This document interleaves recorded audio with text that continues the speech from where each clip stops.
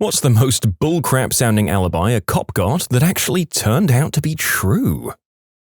Cop here got a call of a domestic dispute that sounded very heated and a lot of banging was heard. Get to the scene and I can hear someone yelling and swearing and brawling. It does not sound good at all. Guy answers the door, shirt off and angry, but seems bewildered as to why the police have been called. He told me he was building IKEA furniture. That sounded like the most bullcrap thing ever. But we enter and see that there's new IKEA furniture half set up and no one else is home. Color me surprised. And no, I didn't help assemble the furniture. No one should assemble IKEA stuff while armed. I was driving with my fiancé and we went through a roadblock where they checked registration and oh crap. We get to the cops and they ask for ours. I'm sitting in the passenger seat. I open up the glove box and right there is a clear, unmarked baggie filled to the brim with catnip. I completely forgot that it was there and I just froze. Wide-eyed, I turned to look at the cop shining his light through my open window, and he's frozen too, just staring at this baggie with this look on his face like, really? I just started immediately professing, oh my god, I swear to god this is catnip, you can take it and smell it or test it or whatever, like I swear. And at this point it's just so ridiculous that I start cracking up. And the cop takes it and reasonably deduces that I'm telling the truth, and he starts laughing and calls his partner over and tells her what happened, and they both just cackled away for a minute and sent us on our way. During a search of a person, I pulled out a bag of sticky dark substance consistent with smack. The subject had multiple substance priors and is a known heavy smack user. He immediately tells us it's burnt sugar and he's angry someone sold it to him. Long story short, when I tested the substance, it did not test positive. Former Maliciouscompliance here, look it up, it's a Dutch thing. Police, but also kinda military. We also had jurisdiction over the American soldiers stationed here. One day we got called over to a possible domestic dispute. We arrived at the house and the guy opened wearing only underwear. He told us he and his wife were role-playing. Of course, we didn't trust this and we asked to see his wife. After denying us entry, we told him we'd come back with a warrant. He reluctantly agreed to let us enter. So we go in and he opened the basement door and inside was the freakiest dungeon, man. I mean chains, whip things I couldn't identify hanging on the walls, and then in the middle, hanging in the chains, was his undressed, prepared wife. We asked her, but she told us everything was okay. It turned out they were really into some stuff. Asked them to keep the screaming part in the basement and to a minimal. We did the whole thing with a straight face, but man, as soon as we were in the car… This cannot be the only time this has happened. I'm willing to stake my savings account on it. It's probably not even the only account of it in this video, although that I won't bet money on. I got pulled over for driving to school at 10 a.m. The cop wanted to know why I was skipping school. I explained that our little town girls basketball team just won state, and since the game was so far away, they let us start that day at 10:30 a.m. He followed me all the way to the school so he could ask the principal. I still don't know what was illegal about driving to school at 10 a.m., but he was kind of a D-bag.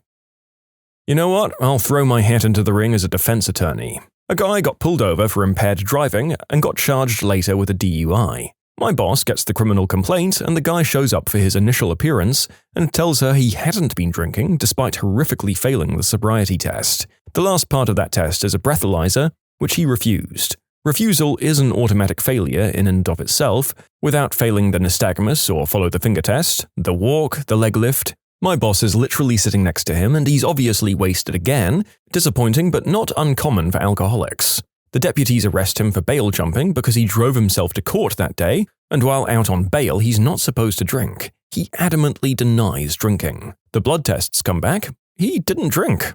The guy's diabetic without knowing it, and naturally got himself drunk because sometimes when it goes untreated, diabetes can cause symptoms that look just like intoxication. We got him some insulin and the charges dismissed. Okay, so I'm going to tell my story as the person behind the wheel. My uncle was divorcing his terrible wife. He was no saint himself, but definitely on the right side of their divorce. The wife was still on the paperwork to take their 2 kids out of the school, even though my uncle had temporary custody while the courts did their thing. She had previously threatened to take them both and just run away, so I don't know why she was still on the paperwork. On picture day that year, she showed up to the school and signed both of the kids out and disappeared. I was not involved in the crazy process of calling the cops and tracking the kids down, but I was pulled from school that day because I had my driver's license and could be an extra pair of hands. They managed to find the kids and they were turned over to my grandmother and mum, but my cousin was distraught that she'd be missing picture day. It was her first time away from her terrible mother and she was finally allowed to be a cheerleader, which was a dream in her tiny eyes. So, me having my car and nothing else better to do, I offered to take her back to the school. My mum got the school to agree and to keep the person there a little longer, but it was going to be by the skin of our teeth that we'd make it, as this was rural Oklahoma. We got in the car and I blasted down those dirt roads doing approximately 70 in a 35 zone. Not a good decision on my part, but I was an anxiety-ridden 17-year-old dealing with nasty divorce and kidnapping for the first time in my life. We, of course, get pulled over. I'm freaking out because I can't afford that bad of a ticket, not to mention all the other crap happening in my life that day. The cop listened to the story and ignored my barely held-in tears and said he'd let us off with a warning because he believed the story. And the only reason he believed the story was that he'd just pulled over my uncle going the same speed in the opposite direction on the same road and got the same story from him. I heard a wild alibi told to a cop in my capacity as an EMS. Go to a woman who's been attacked by her cat. Her injuries were crazy. Covered in blood, her scalp is literally shredded, huge lacerations and stuff, and I know cats are known to do some damage, but the story just wasn't fitting and she was so sketchy about anyone going in her house. Adamantly refuses to let anyone inside because she thinks they're going to take away her cat. He didn't mean to, he was just excited by the birds. Her cat was a lynx. Oh, I was the one with the excuse. I forgot my keys at a friend's place before going out drinking that night. Got home at 2 a.m, there are no keys. Only one of our windows didn't have ghetto bars, so I took the screen out and started pushing and smacking it up. The locks were on the sides, only providing friction. As I'm halfway in, I just feel whoomp. I got tackled into the house, and the officer was still outside, holding onto my ankles. I look up and just say, "I'm astonished by your response time. I actually live here. Let me get up, unlock the door, and give you my ID." So I did. He stares at it for a second, then says, "Sorry," and sprints off to look for the person they were actually in the area looking for. My dad is an officer, and he pulled over a woman for speeding and running a red light, and she said her chest implant burst. He called EMS to rush them to the hospital, and turned out it did. It's actually very dangerous if they leak. Family friend was a cop. Pulled a guy over who was speeding profusely. The guy was obviously disheveled. He said he was headed to the hospital because he had a tick on his member. The cop was confused, but he escorted him there, then waited in the lobby to check on him and see if he was blowing smoke. After a while, he asked the desk what was going on and why it took so long to take a tick off a man's eggplant. Her reply was, "It wasn't on it, it was in it." My dad was a cop, and my favorite story of his goes like this. He's a young cop in a rough neighborhood. It's so late that the stoplights are flashing red, meaning to treat it like a stop sign. Out of nowhere, this pink caddy goes rolling through the intersection. My dad pulls him over. A big black guy was driving. The caddy had a fur interior and dice in the mirror. A real pimp car, if you know what I mean. My dad goes, "Sir, do you know you ran that light back there?" And the guy says, "Officer, I do believe I got between the flashes." My dad was laughing so hard he had to let the guy go. I had a run-in with a cop that was really funny once. When I was 18, I was on a double date with a friend, and we stepped out of a restaurant to smoke. A cop came up and started hounding us, telling us that there had been break-ins into cars in the area. Eventually, he said he needed to pat us down, and he pulled a brown paper bag out of my friend's pocket. He got a smug look on his face and asked, "So, what's in here, huh?" And my friend said, "The Emancipation Proclamation," with a completely straight face. The cop opened the bag and pulled out a small booklet, got embarrassed, and let us go. My friend had been to the Lincoln Museum earlier that day and did actually have a small copy of the Emancipation Proclamation in his pocket. Former cop here, I was behind a vehicle that couldn't stay in the lane and kept swerving and stuff. It was 1 a.m. and I think there was another drunk idiot on the road. I pull him over, the guy is a straight-up butthole to me. Cursed me out, yelling at me, and I noticed his speech is kinda slurred. I get him out to the car, and I can smell a fruity smell on his breath, and he has to lean against the car for support. I ask him how much he's had to drink, and he tells me to F off. By this point, I'm ready to bring him in for a DUI. But I just had a feeling something wasn't right. I called emergency medical services to come and check him. Blood sugar was at 40. Not drunk, just diabetic. If I would have arrested him, he probably would have died before I finished the paperwork. Go with your gut if something doesn't seem right. If I had a nickel for every time I'd heard of a DUI being diabetic and not drunk, I'd have 2 nickels. which isn't a lot, but it is weird that it happened twice. In high school, some of my buddies sold green herb, driving around in a car with a scale, baggies, and 2 to 4 ounces at any given time. One day, Tony and Eric decided to go to a really good taco stand for lunch in between deliveries. Eric is driving, they're making their way downtown when he starts laughing. He says, "Did you see that?" Tony says, "No, what?" "I'll turn around, you've got to see this." "Dude, don't get us pulled over, what the frick, chill." Eric makes a U-turn and turns down a street. Nothing there, so he stops in front of a random house to look around. Tony is perplexed. What the frick was it? Just drive. "I saw a dude pushing a stroller with 2 wiener dogs in it." Tony says, "You're retarded." As soon as Eric starts driving again, a cop car pulls up behind them and lights them up. He walks up to the door. "What are you guys doing?" Eric is panicking a bit and says, "I saw a guy pushing a stroller with wiener dogs in it and I had to show my friend." "How come you're parked in front of this known trap house and your car smells like dope?" Silence from Tony, and Eric says, "There was this guy with a stroller." "Get out of the car," says the cop. The car gets searched and they find all of this crap. As they're getting loaded into the back of the cop car, all handcuffed up, Cop 2 just stops. "Hey, look at that." The other cop, "Oh, wow, no crap." Everyone looks at this old guy pushing a stroller with his 2 wiener dogs poking their heads out. The cops burst out laughing. They both got charged with possession and trafficking, though. And since I've never met anyone who didn't love this story about Eric, here's another one for ya. A while before the infamous wiener dog incident, he had to get new tires for his car, bought it into a local tire shop and left it there for the day. Being the brilliant kid that he was, he left his stash in his favorite hiding spot, thinking that nobody would ever find it. The hiding spot was in his spare tire compartment, under the carpet in the hatchback and trunk area. The guy changing his tires was courteous enough to make sure his spare had the manufacturer-recommended amount of air pressure in it. He also helped himself to an ounce of high-quality bud while he was in there. Eric was angry. He told us about it while we were blazing that night. We all laughed, we thought it was great. He didn't. He strutted into that tire shop the next day and demanded to speak with the manager. He told him that his employee stole something from the back of his car and he wanted it back. When he refused to tell the manager what was stolen, the manager basically told him he couldn't do anything if he didn't know what it was and suggested he call the cops if he wanted to escalate things. Eric did not call the cops. You can submit your own stories to be featured here on the channel. The story submission link is in the description below. And if you want to listen to some vibey music in the background, check out easymode, also linked below, and subscribe.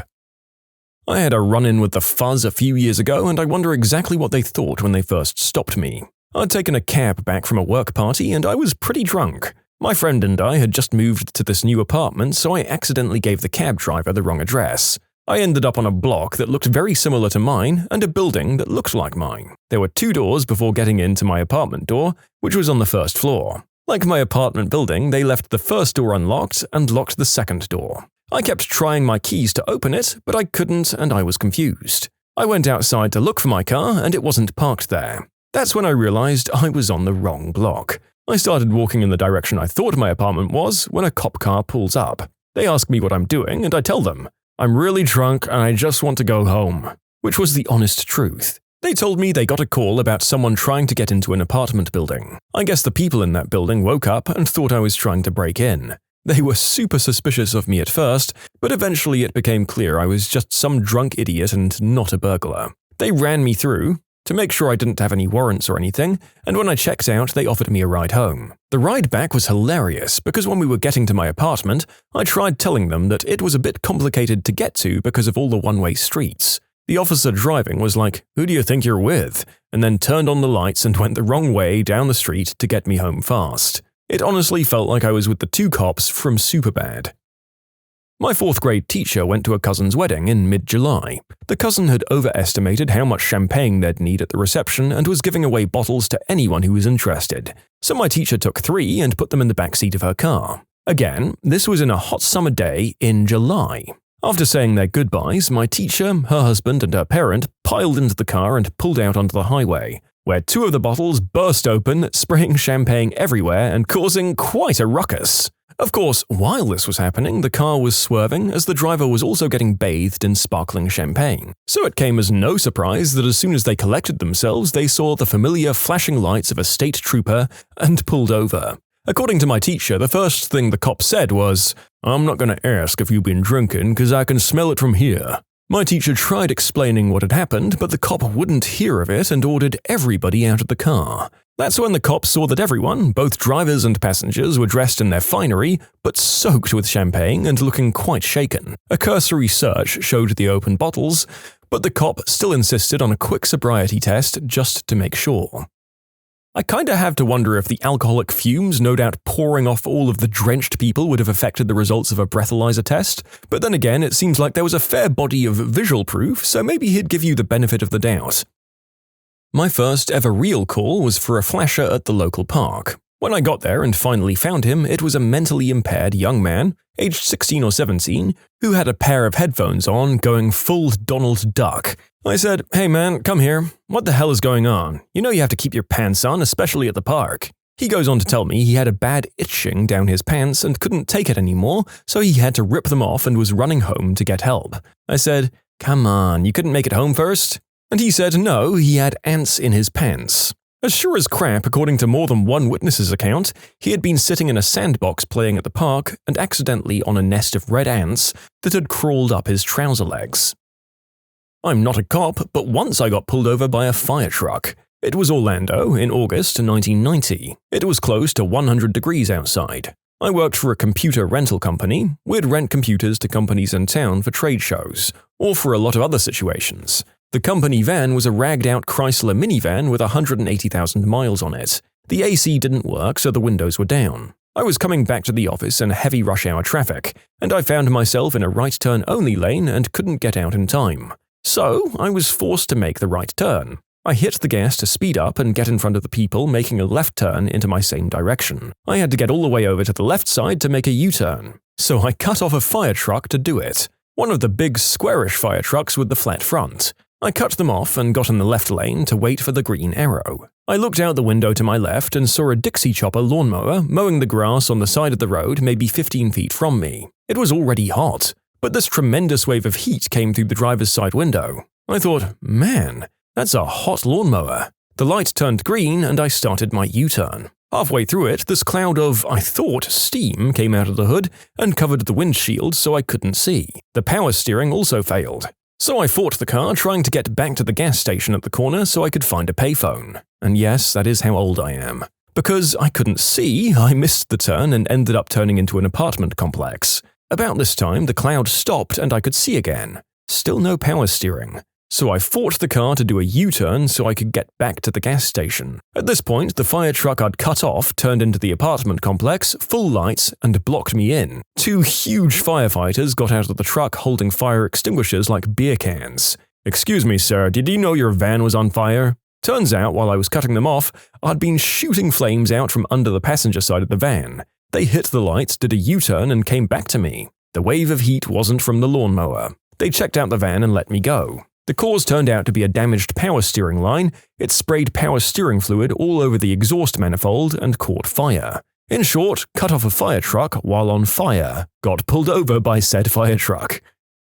Former park ranger. First week of the job, we pulled up and saw a couple of kids smoking in their cars with the windows down. The city has ordinance against smoking on park property, but it's too petty to just give them a ticket. We approach the car and they're visibly nervous. My field training officer, or FTO, looks through the windows and sees a couple of beer cans in the car. Bingo. We get them out and start running their info. They're all underage, but old enough to smoke cigs. My FTO asks them where the beer came from, and the driver says he recycles. FTO laughs and begins to search the car. I'm finishing up running their info, and these guys are being really respectful. The FTO finishes searching the cab and goes to open the trunk. All of a sudden, I hear him burst out laughing. He's laughing so hard that he can barely breathe. He waves me over to look at the trunk of the car, and it's level with crushed cans and bottles. My FTO said that it had heard that excuse for 20-year-olds before, and this was the first time it was true. He walked up, uncuffed the driver, and let him go.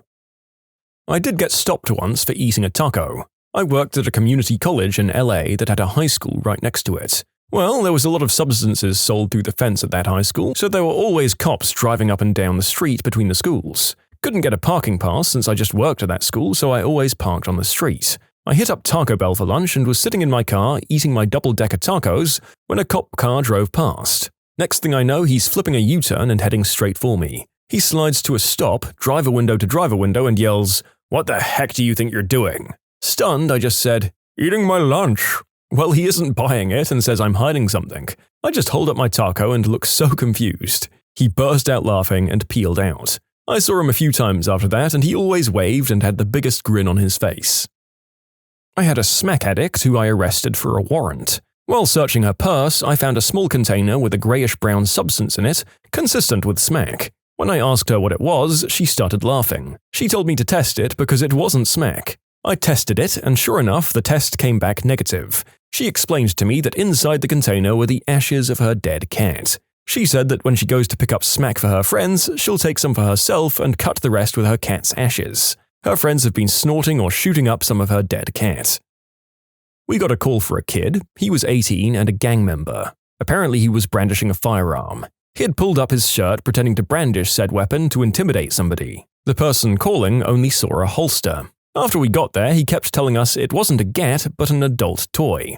We took him down at weapon point and he was right. He was walking around with a holstered black marital aid. Why? Because he could. What dumb moment made you break up with your hot significant other? She thought that Canada was in the middle of the United States, right next to Colorado. I wonder if she heard something about Wyoming being Colorado's Canada and it stuck with her. That day we got into a fight on whether or not rabbits lay eggs. "They don't lay eggs, Katie. Easter is a lie. Go read a book." Legitimately thought that birds didn't have brains and that they would fly into her if she didn't move. It made it difficult to spend time together outdoors. She thought the hot, unbearable weather was caused by wildfires in Florida. We live in California. Other things she said included, but weren't limited to, "If we have a power outage, will my car turn on? Visiting Japan? Do they have sushi restaurants there?" Facepalm. My friend's girlfriend at the time asked my friend, in front of about 5 of us, if bacon was a meat. Needless to say, they didn't last very long. She thought KFC hot wings were bones dipped in chicken meat. Ugh. She swore up and down that I was the father of her child. Said child was 5 months old when we met. Being bored and having to fill up time with doing the deed is only good for so long, and then it just becomes hollow, which sounds good, but unfortunately it starts to grate on you. And just general embarrassment when I took her out with my friends and wanting to not be alive anymore when out with hers. Smoking hot, and she was really impressed that I could do multiplication in my head, like 6 times 7. Really? Okay, bro, you don't have to lord your amazing multiplication skills over the rest of us. We get it, you're a math genius. Don't hijack the story grouping. My nice, attractive ex really liked to spoil surprises for people. It was really embarrassing whenever he did it. "What state is Africa in? My friend who's black is from Georgia, but I don't want to look like a racist and say Georgia." I had no response. It was as if she were draining the IQ points right out of me. When she found out I was Jewish, she said, "I thought all of you got gassed or something in 1940.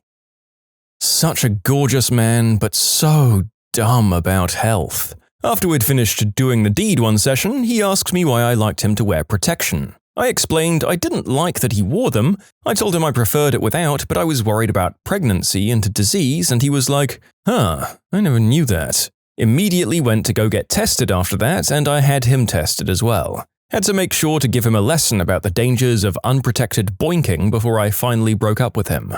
I miss his body and his raw animal dumbness sometimes, but I think I made the right choice. He's actually the reason I want to be a health educator now. Oh, and by the way, he hadn't caught anything. It was just dumb luck that he never did, though.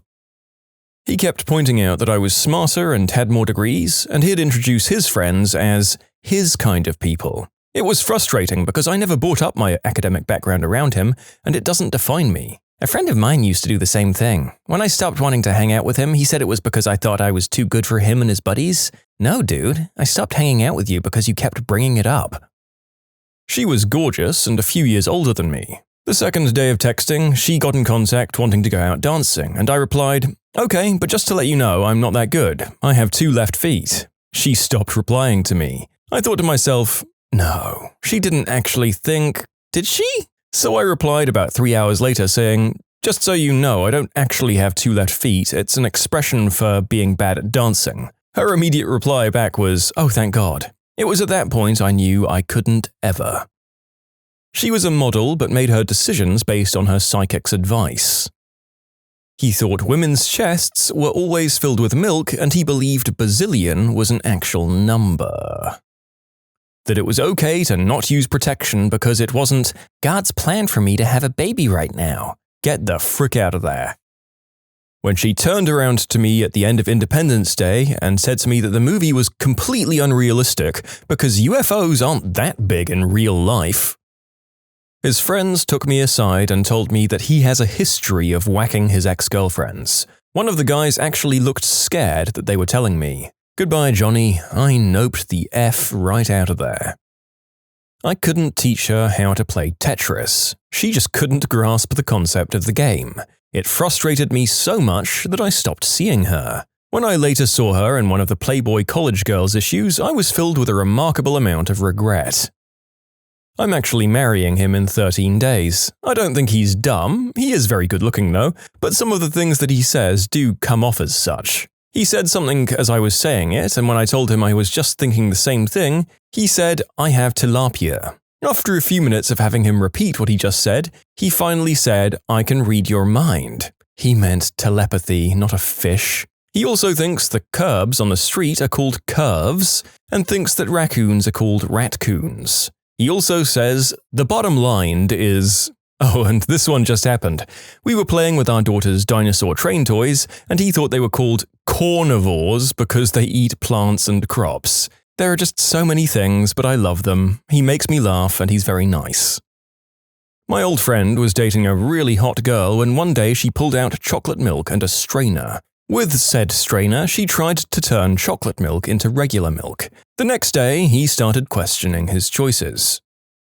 There was no real final straw, it was more like the fact that I couldn't possibly stand to be around her anymore. She was just so hot. Like step over your own grandmother hot, although she could barely hold a conversation and once confused a bunch of 7-year-olds playing hockey on the professional rink for the actual game we were watching when in line for beer at intermission. When she talked, I either couldn't really understand what she was saying because it made almost no sense, or it was just the most childish joke ever. My youngest cousin had a way sharper wit, but my God, this girl was hot. Hands down, the worst decision I ever made.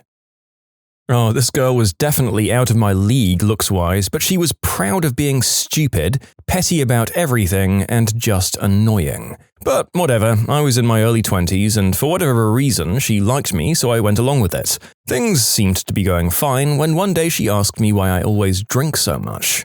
I thought about it and realized that I drank literally every day that I saw her, and never drank on the days I knew I wouldn't. Apparently, I just couldn't stand being around this girl unless I was drunk. I decided doing the deed wasn't worth that kind of lifestyle and broke it off the next time I saw her. I wanted to actually be sober when I did break up. Sometimes in life, when you're dating someone out of your league and wonder what they're doing with you can then cut to a few days, weeks, or months later and realize that there are hot people out there who are single for a reason, and then you have to work out how to get out of there. I was in Los Angeles, she was in San Francisco, and wanted to know what time it was in LA. She was born and raised in California. She asked which was closer, Florida or the moon. Beautiful girl she was, and amazing in bed, but a lot of the things that came out of her mouth just astounded me. I managed to put up with it for a while, simply because the boinking was incredibly enjoyable, but at a certain point you just have to take a step back and really think about the situation. The physical side might be fun, but not being able to connect with someone mentally in the long run is a grating thing. Oh, and the conversation of her believing that dinosaurs still existed, they were just hiding in the forests, that was really the final straw for me. And for everyone telling me that birds and some other animals are technically dinosaurs, I understand that, but that's not what I meant. When I'm saying that she was talking about dinosaurs still being real and alive, I meant the type of dinosaurs you would see in Jurassic Park. Not birds and some sea creatures that are descendants, I mean Tyrannosaurus, Velociraptors, Stegosaurus, and so on and so forth. When she quit her job at the Volkswagen dealership after she found out Volkswagen was founded by Third Reich officials.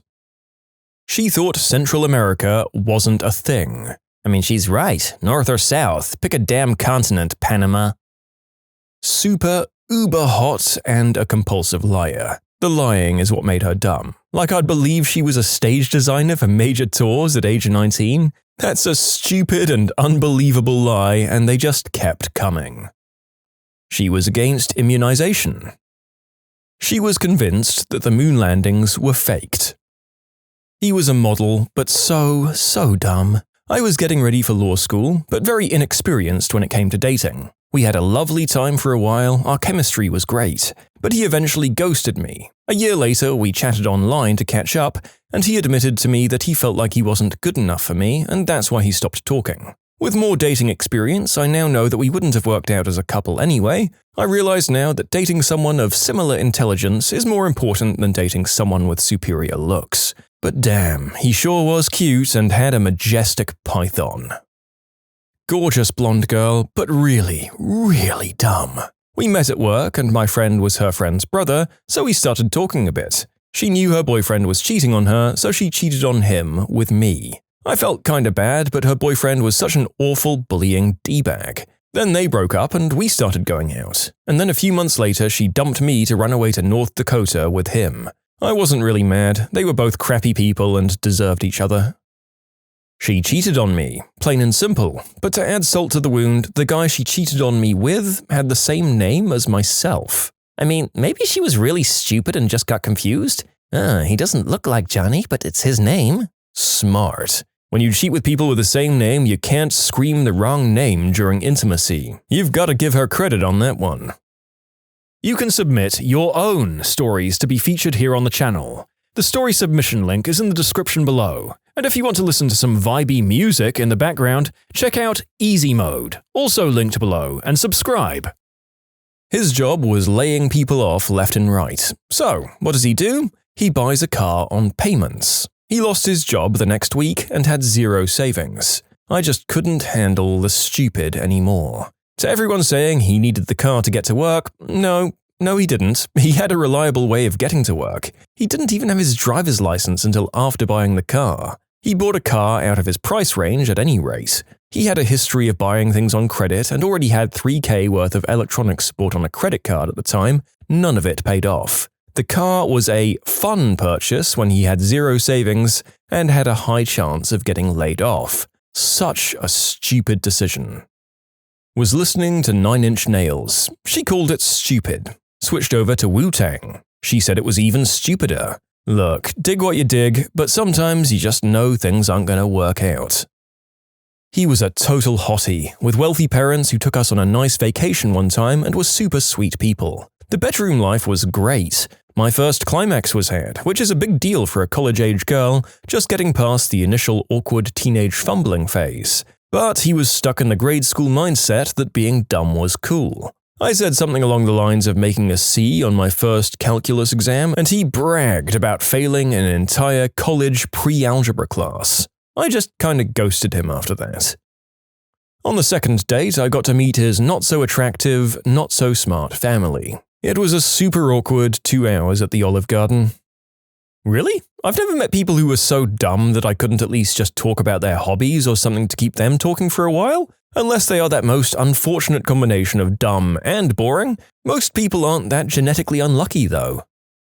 She thought Sir Mix-a-Lot had ripped off Nicki Minaj. She was only 1 year younger than me, but she, had no knowledge of pop culture pre-2001. She had never seen Lion King, Hercules, basically the majority of the classic Disney movies. Basically, she made me feel old despite the fact that I was only 20 at the time. So then we're out in a bar and they start playing I Like Big Butts and she comments, "Oh my god, this is a remix of Anaconda's stuff." I told her, no, this is the original. She didn't believe me, and as I sat there stunned, I realized, nope, this isn't worth the effort. I dumped her the next day. Magnificent butt though.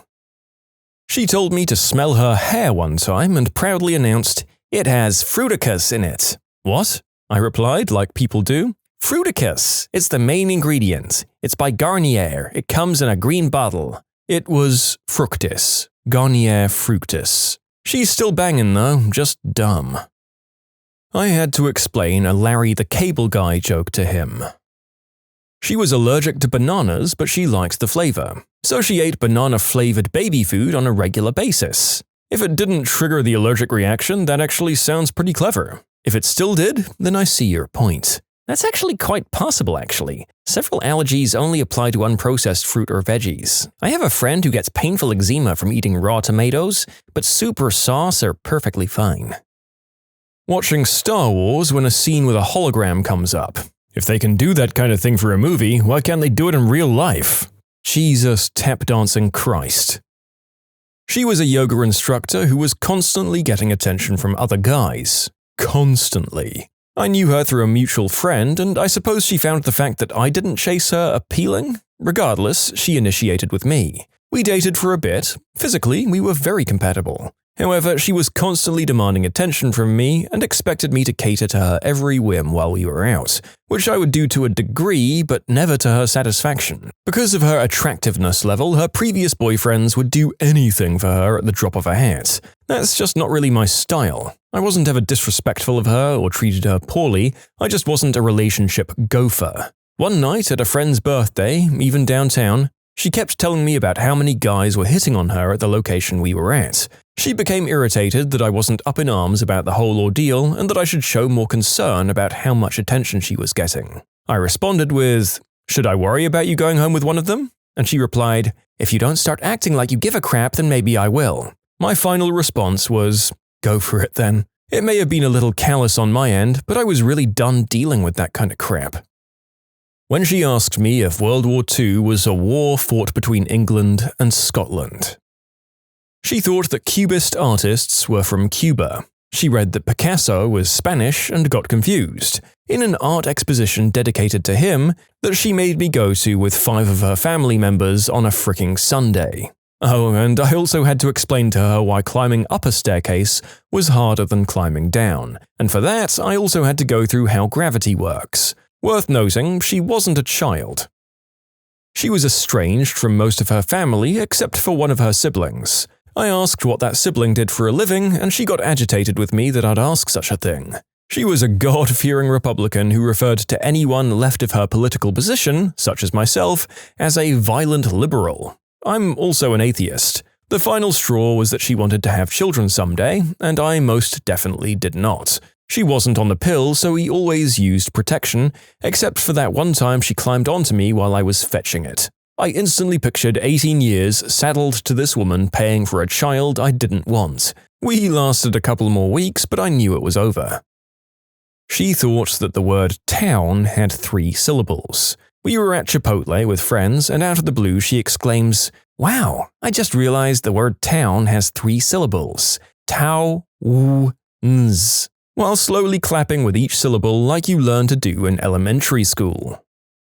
She thought it was safe to accept drinks from random people at clubs. I rhetorically asked if Hungary was a country. She said she doesn't listen to country. He thought that his phone kept getting heavier because of all the apps he'd installed. She had a pet cockatiel. She figured it would like to spend some time in the sunlight and fresh air, so she put it on her finger and took it outside with her. The second she got outside, it flew away. She cried for days, and I just couldn't find sympathy.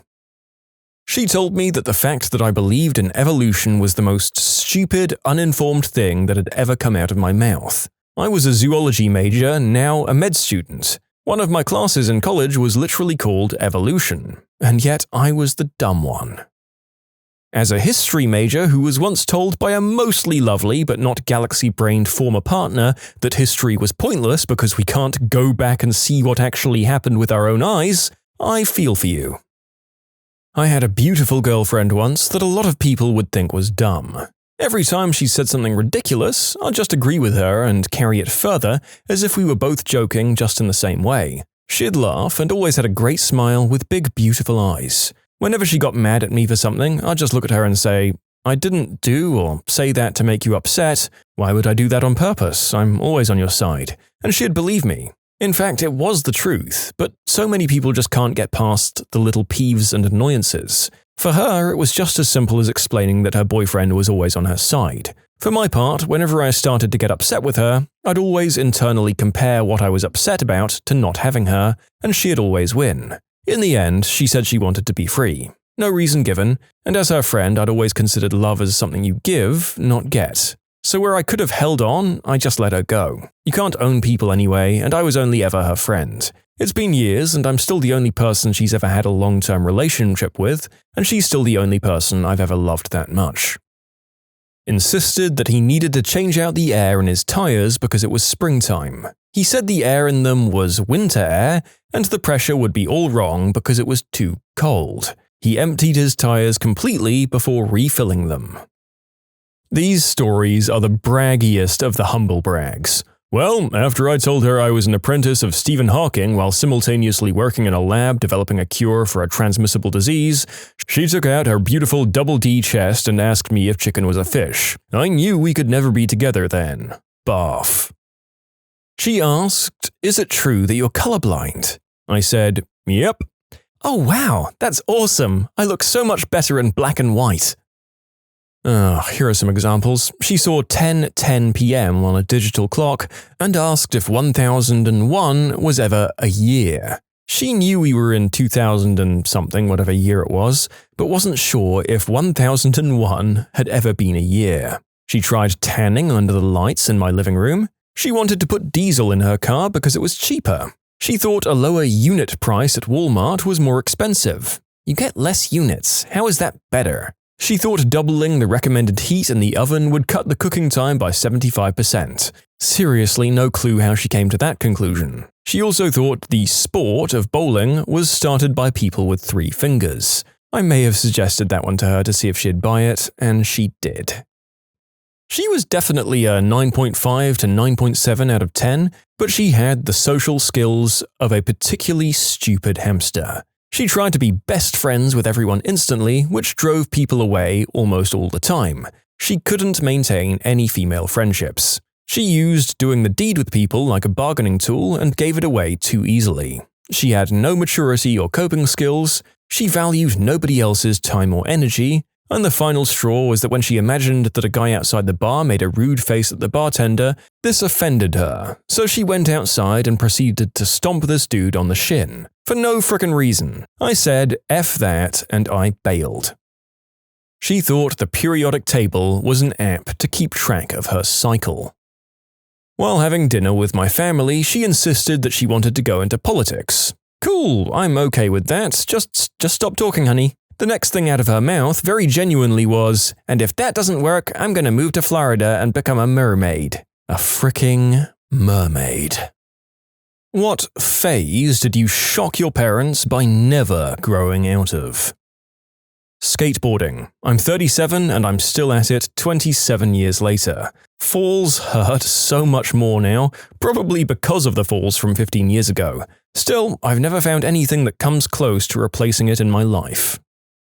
My obsession with flying. I'm working on my instrument rating now. I started playing cocktail piano music for parties at age 14, just for fun. Then I started getting paid handsomely for it with generous tips in the brandy snifter. Now I do it regularly when asked for special occasions. Listening to metal music. I pushed through my teenage years and I still love it. I'm 35 and I still listen to a lot of the heavier stuff. I grew out of the image, but not the music. Playing video games and playing bass guitar and spinning records. Mine convinced me that all of my old Magic the Gathering cards were a waste of money. I sold them all 17 years ago, and seeing their value today is disgusting. One of my friends said his father tore up his decks to get him to stop wasting his damn time, and apparently one of the cards was a Black Lotus.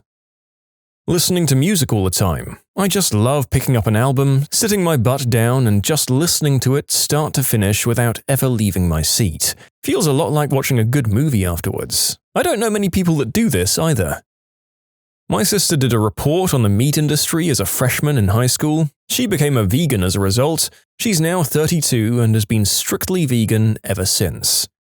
Yeah, it turns out that when we see the start-to-finish process up close, a lot of people just outright refuse to have anything to do with that crap. Fair enough. Not everyone, but then again, most people who work in the industry are part of one isolated process and don't see the full process from factory farm to supermarket packet.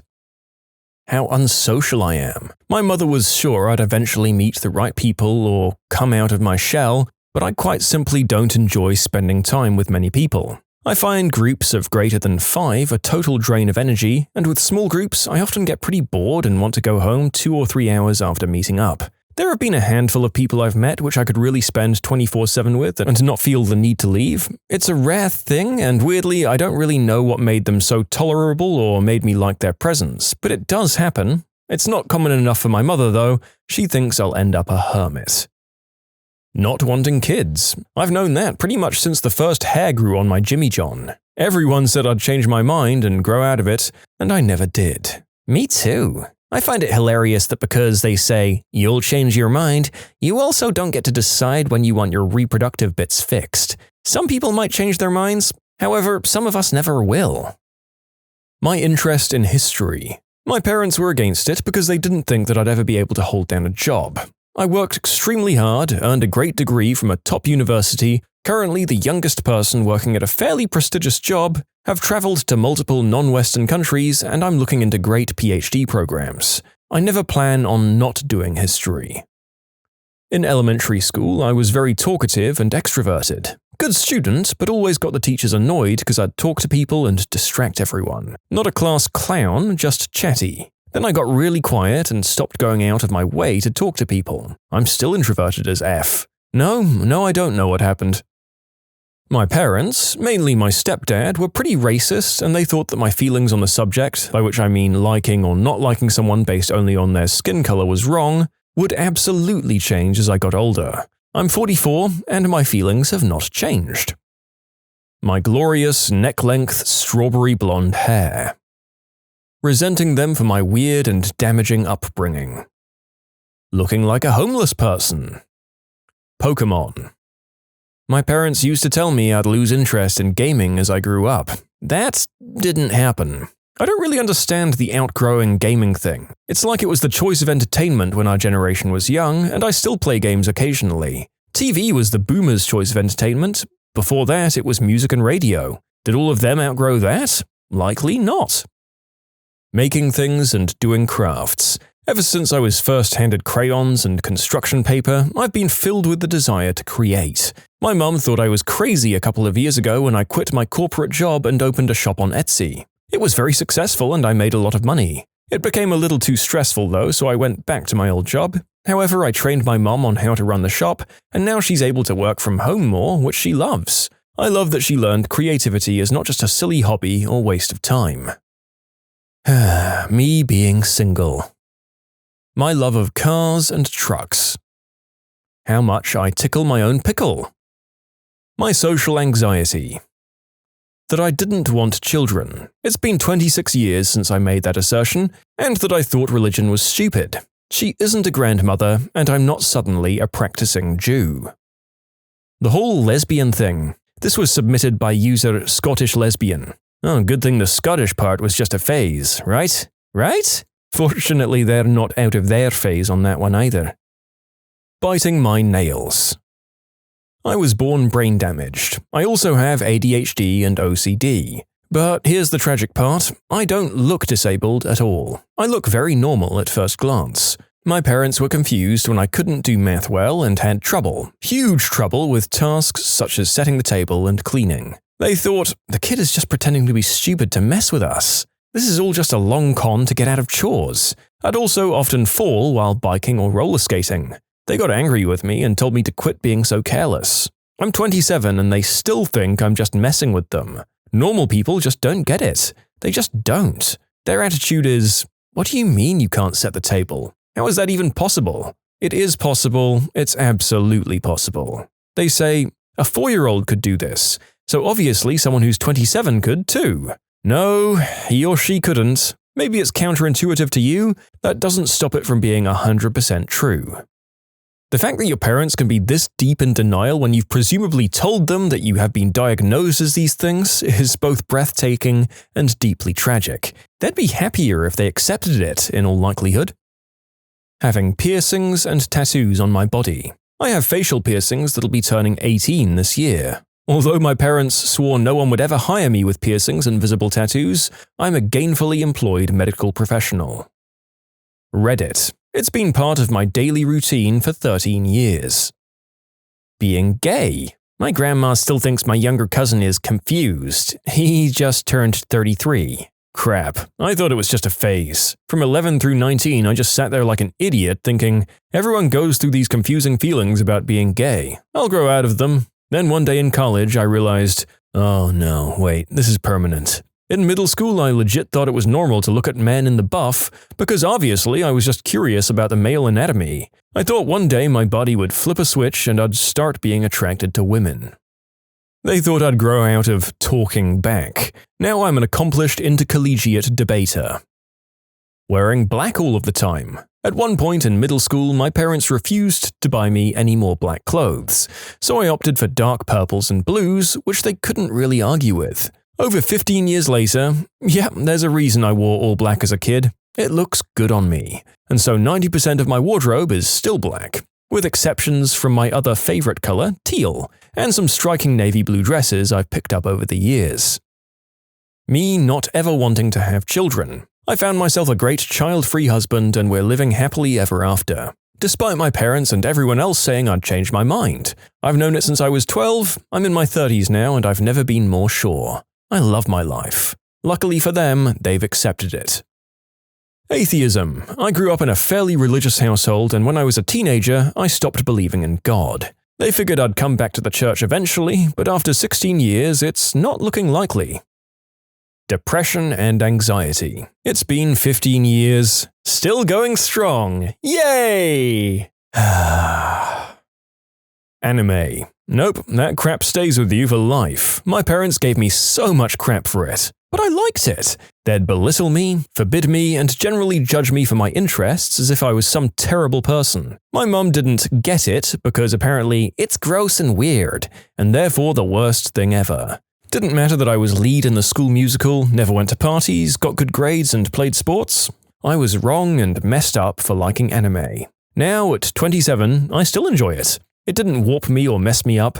My mum has since chilled out after escaping the awful bullying environment that my father put on us. Now my younger brother is into it. We share interests in several animes, but he's into the, hardcore stuff, and I don't so much approve, but only because that obsession stems from his crippling lack of self-esteem and social immaturity. It holds him back and gives him excuses to hide inside himself. What my mother doesn't understand is how anime, like every single hobby out there, has just as much bad elements as good. She just can't accept that and it's holding her back from connecting with her kids.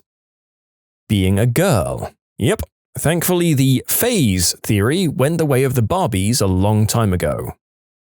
Being a metalhead that wears mostly black. Yep, 30 years and still headbanging. Listening to punk rock. 12 years later, my old man rolls his eyes whenever I play that headbanging crap. The fact that I'm an atheist. I told them when I was 14 years old and they laughed it off, saying that I was probably confused. They told me it was just a phase and they were totally sure I'd believe it again soon. I'm 21 and I still don't believe in anything mystical. I'm 100% atheist. My obsession with baking. They said it was too feminine. Guess who's not getting any of my muffins? You're lazy and you don't want to do your work. Turns out I have severe ADHD and an anxiety disorder. Joke's on you, parents. You can submit your own stories to be featured here on the channel. The story submission link is in the description below. And if you want to listen to some vibey music in the background, check out easymode, also linked below, and subscribe. Technically it did end because of professionalism, but I used to love doing crazy stuff with my hair. I had a red ombre, regular black and blonde ombre, the Skrillex look, shaved on the sides and long on top, a white blonde pixie cut, and pink hair. They said I'd look back and cringe. I look back and, man, I was hot as hell. Someday I'll be my own boss or working in a more creative field and I'll do it all again. Being an eco-warrior. My dad thought it's just a kid's hobby when an 11-year-old me bought a book on ecology and started sorting the trash. Gradually, he himself started recycling, saving energy and reusing. He doesn't admit my input, though.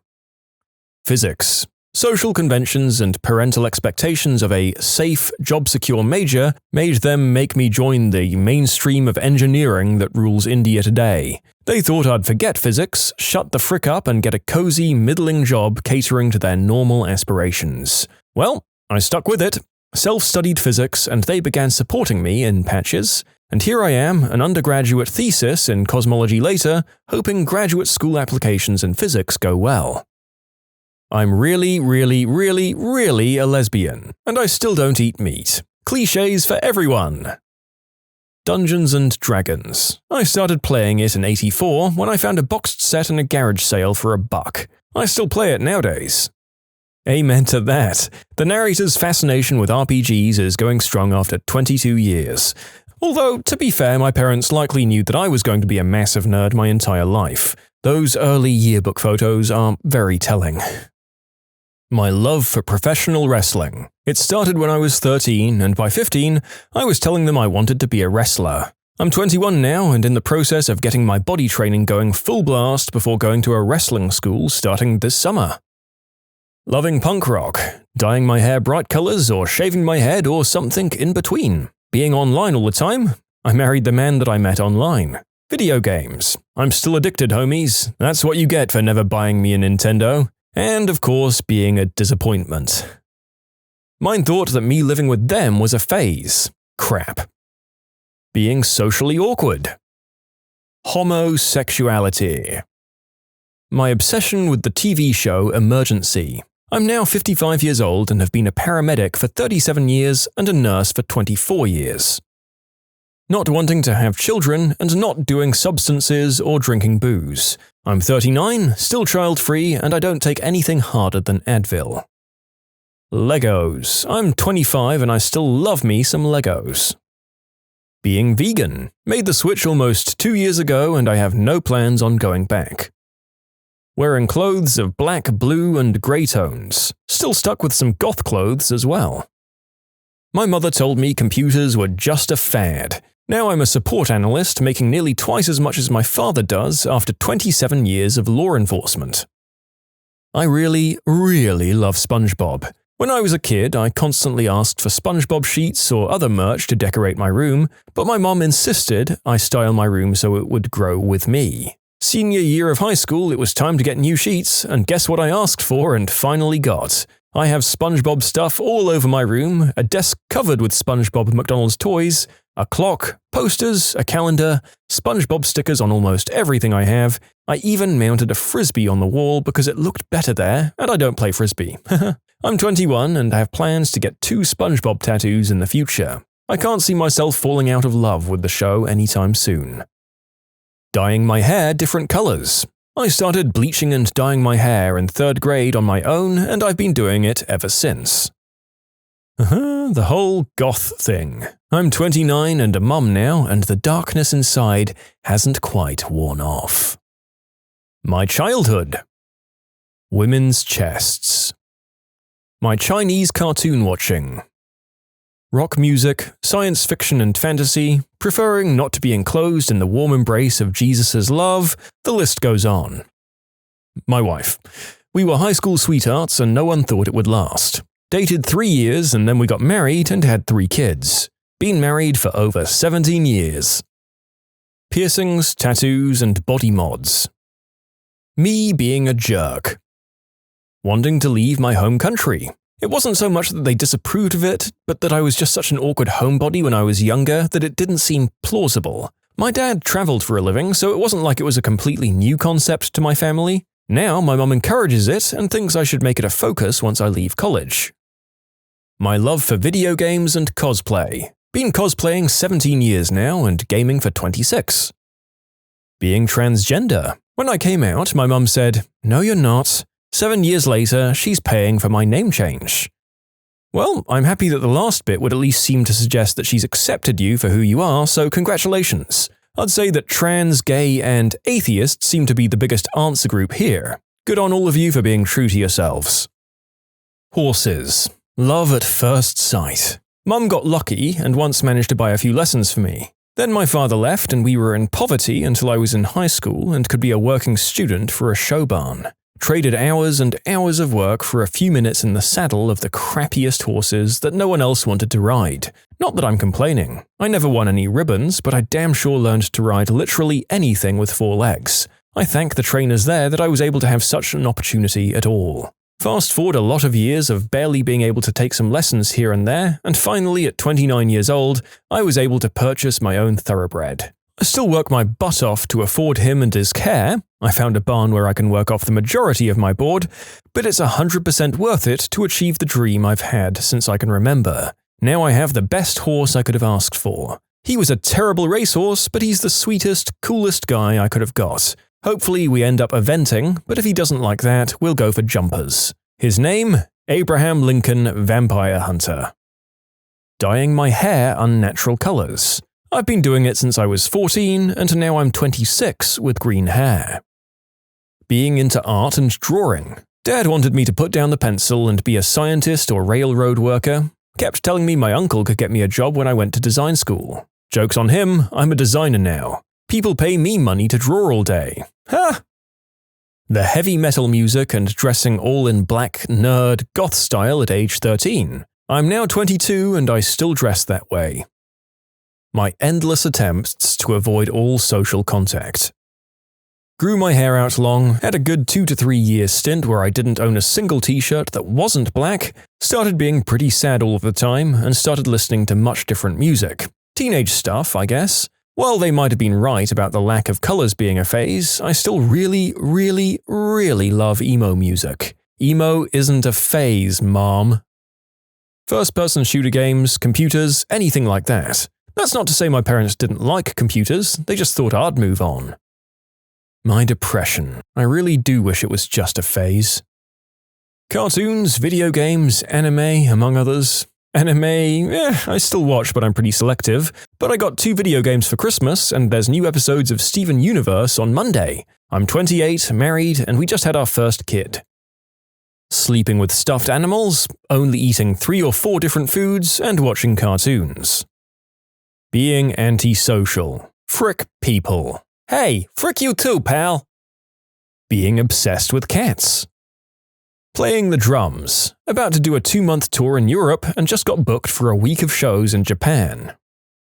Becoming a Christian. Punk. Listening to metal, going to concerts, and wearing jeans and band t-shirts.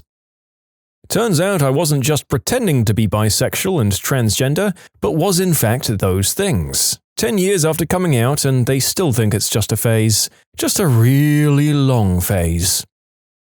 Beard. Granted, I was well into my 20s when I stopped shaving. My parents assumed I'd eventually get sick of it and shave it off, complaining about how I look like a hobo every visit. That was 7 years ago. Today, my glorious chin waterfall of man hair cascades all over my chest. Nobody complains about it. My wife came to accept it after about a year. My parents gave up after about 2. I got into metal music around age 15 and changed what I wear to leather and denim jackets with the band patches. Now I'm 20, I still love metal music and have a few battle jackets, and I designed my own patches. Horses. I took lessons for 7 years, got my own horse, went to farrier school and have been a farrier for 6 years now. Went on a trail ride with my horse today. Never going to let go of him. My parents used to tell me that I'd lose interest in gaming as I grew up. That didn't happen. I think my mum always assumed that my eating issues were just the usual teenage self-consciousness, but it's been 5 years and 40 pounds now, and I really think she's going to have to realize she's going to have a skinny, salad-loving daughter who swears she hates chocolate. Thinking that toots are funny. They always have been and always will be. Staying up all night. Paradoxically, I'm also a morning person, but I loathe afternoons. Seriously, why can't I nap from 12 p.m. to 6 p.m.? Single and child-free. I'm 45. Tooting on my sister's head. What are the biggest secrets of theme parks? At the park I worked for, the games were easier to win earlier in the day so that people would carry around the giant prizes and entice other people to play.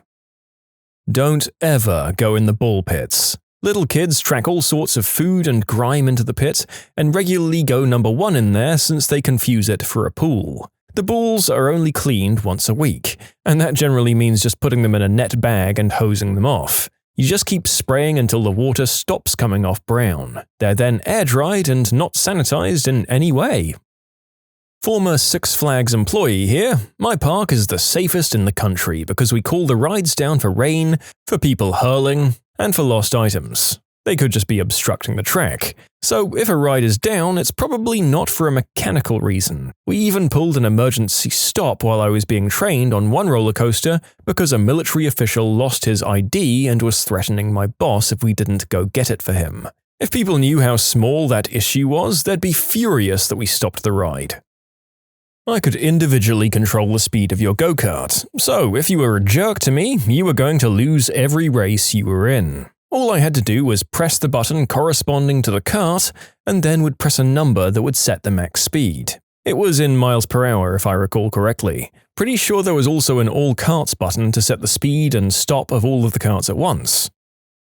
My friend in high school used to work at Hershey Park, and one day we went together. When we ordered lunch, I was just planning on asking for a cup of water with my meal so I didn't have to pay an extra $5. My friend told me to ask the cashier for a cup of magic water instead of just a cup of water. I trusted this friend, so I did what she said. When I received my cup of magic water, I took a sip, and to my surprise it was Sprite. So I got a free cup of Sprite with my meal that day. Worked a churro cart next to a large pond in the park. At night it was impossible to keep the bugs out of the cinnamon and sugar bin. That's some extra protein right there. But yeah, that seems like the sort of thing you pay the health inspector to look the other way for. About 8 years ago, I managed a whitewater rafting ride, the big donut tubes that can sit 6 people, as a side job while in college. One day, the water filter broke down. The managers kept the ride running for over 2 weeks anyway. The water smelled so bad and turned dark green/brown.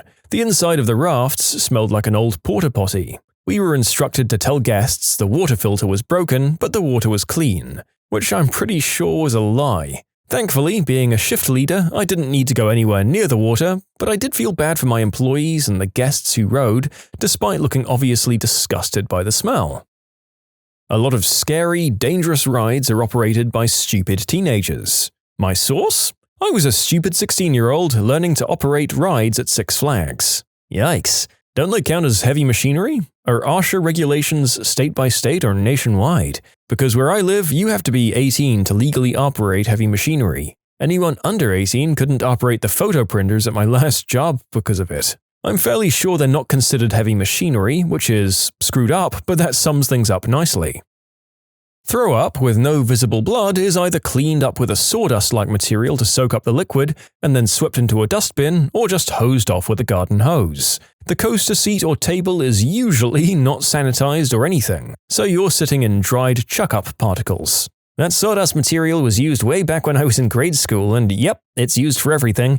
I don't expect more than a hose for chuck-up on rides. It's probably not dangerous if you're properly clothed, like not super short shorts and a top that covers your back. Many rides require this anyways these days. But if it was damp and milky particles, I'd be worried. I'd just be wary of wet ride seats unless it was raining.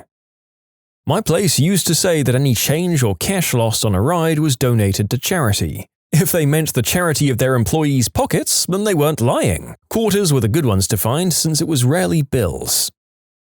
I worked at Dollywood when I was 18. Most ride operators are minimally trained. I even accidentally pressed the harness release, panicked and started the roller coaster. You should have seen people's faces as the train started rolling and harnesses popped open. Also, the software running the ride was Windows 95. This was in 2006 or 7 on a ride built in 2004.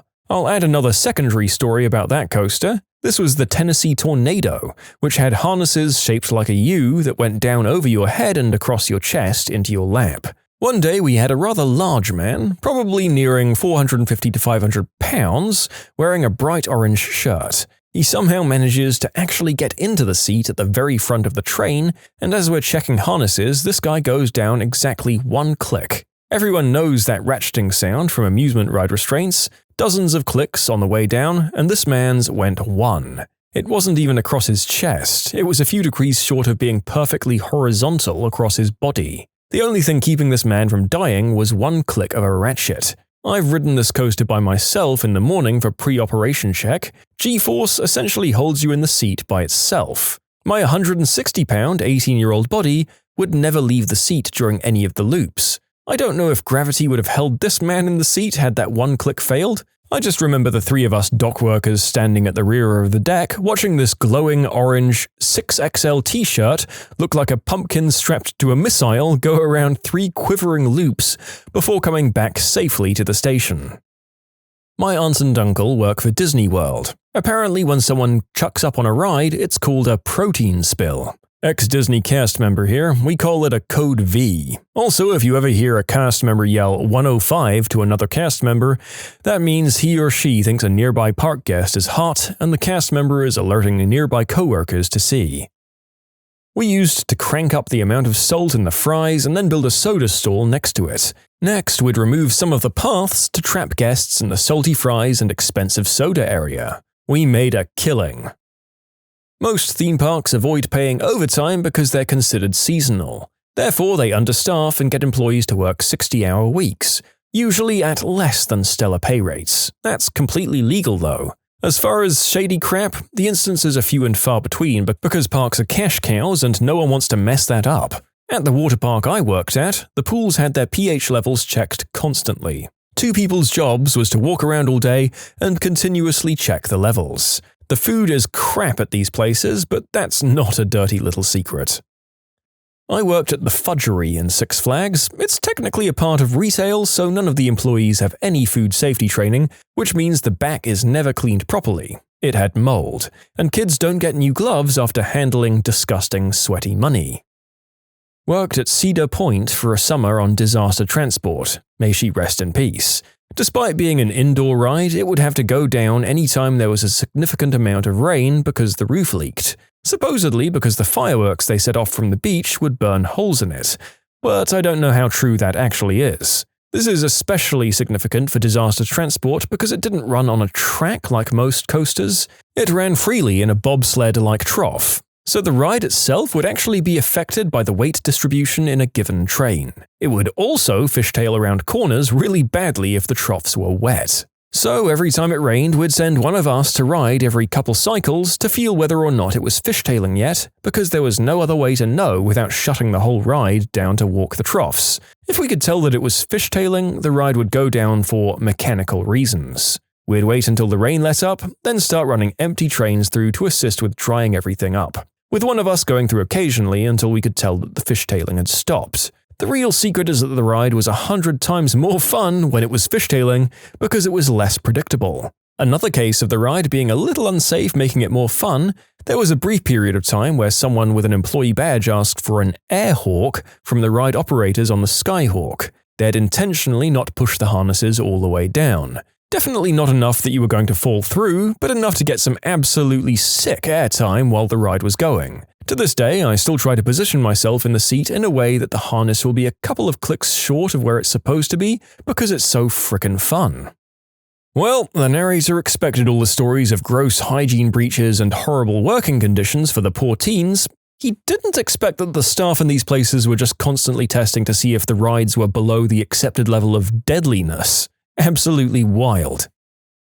I used to be in management for a small family-owned park in Utah. They hire lots of 14 and 15-year-olds because they own a few cattle, and I'm not exactly sure how this works, but I think technically they're considered farmhands, which allows them to work at a younger age than the usual 16. Since this place is one of the only employers in Utah to do this, they hire tons of young'uns. Disney has an underground tunnel system for workers in different areas of the park to move around so that you don't see people dressed up from any other area out of their place. Also, there's a color Disney uses in their parks that's the least detectable shade of green so that trash cans and stuff are basically hidden in plain sight. The colors are called Go Away Green and Blend in Blue, and they can be seen almost everywhere in the park. Also, Disney World was built on elevated land because Florida is one giant bog, and their underground system simply wouldn't be possible below ground. Former ride op who worked on multiple major level parks here.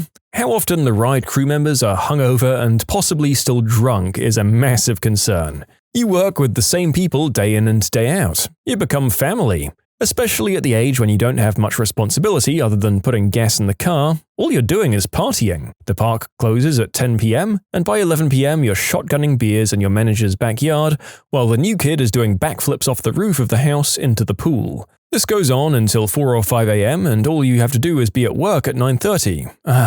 Good times. Also, the inter-park relationships. MTV should really do a reality show on working at an amusement park. The amounts of drama is crazy. Ex-employee of Phantasialand, Germany. The African immigrant workers were all sent to work on the Black Mamba ride. It's kind of embarrassing. You can submit your own stories to be featured here on the channel. The story submission link is in the description below. And if you want to listen to some vibey music in the background, check out easymode, also linked below, and subscribe.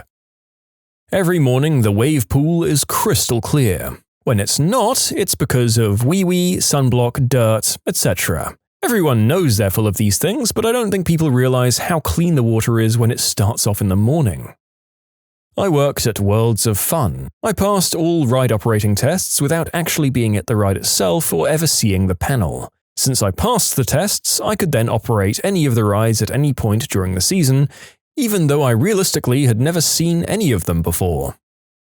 It's been a while since I worked at Disney. Here's what I can remember. Code words. 101, ride down, and 102, the ride's back up. Those are the official ones. The unofficial ones? Well, there was 105 for an attractive guest, 737 is a fat guest, and 747 is a fat guest on an ECV. We spread Vauban on the throw-up. As others have described, it's a sawdust-like material with an incredibly distinctive smell. And we do indeed hate you. That one clever thing you do to try and get a rise out of us? Yeah, we've seen that a million times before. Being nice is a great way to get us to treat you well. Nice people get to ride again if I'm feeling generous. People who try to insist to ride again stop the ride for everyone else. We had a little book which had the ability to rectify situations. You dropped your soda? We'll get you another one. Weren't supposed to, but we did give them out for magical moments.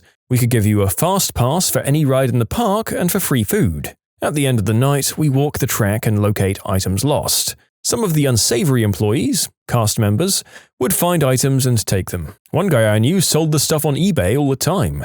And yes, we can get you into the park for free. No, we're not going to. Some people sell their passes. You can be termed for it. Didn't stop them. When you work the hotels there, we give back ridiculous amounts of money for stupid inconveniences. In addition, if someone is really nice or celebrating something, we can deliver free stuff to the room. Once spent $300 on someone because they were incredibly kind and celebrating a milestone anniversary. And if you complain enough, Disney will cater to you. My ex's mum never made reservations for anything. She'd just go and insist she had a reservation, argue shamelessly for 15 to 20 minutes, and eventually we'd be seated.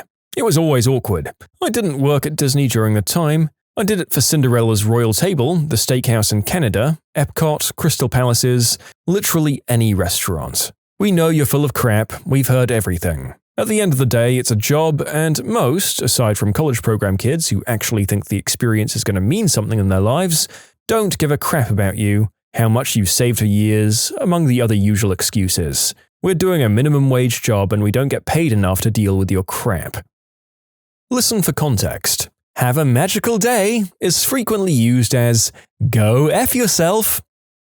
How gross the food is. Overpriced and frozen, dropped on the floor and picked up with unwashed hands. I worked in the in-park subway and my manager made me wash off the moldy tomatoes to serve to customers because she forgot to order fresh food. Subway. Eat mold. We're officially out of bought license plates. Kids go number 2 in the wave pool constantly. All we do is clear it out for 10 minutes and then let people back in.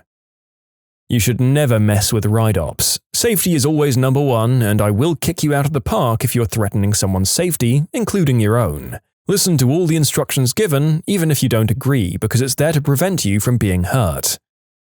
Yet another tip from the Basic Human Decency Handbook that still so many people will completely disregard. Give the poor teens a break. They're just trying to get through the day. Not lurid, but just behind the scenes from a different angle. I worked as an acrobat in a show at a park one summer, and it was amazing. I got paid $125 a day, so as a 19-year-old like a decade ago who had been waiting tables for 12 to 13-hour shifts during the summer before, it felt like I was an actual rock star or something.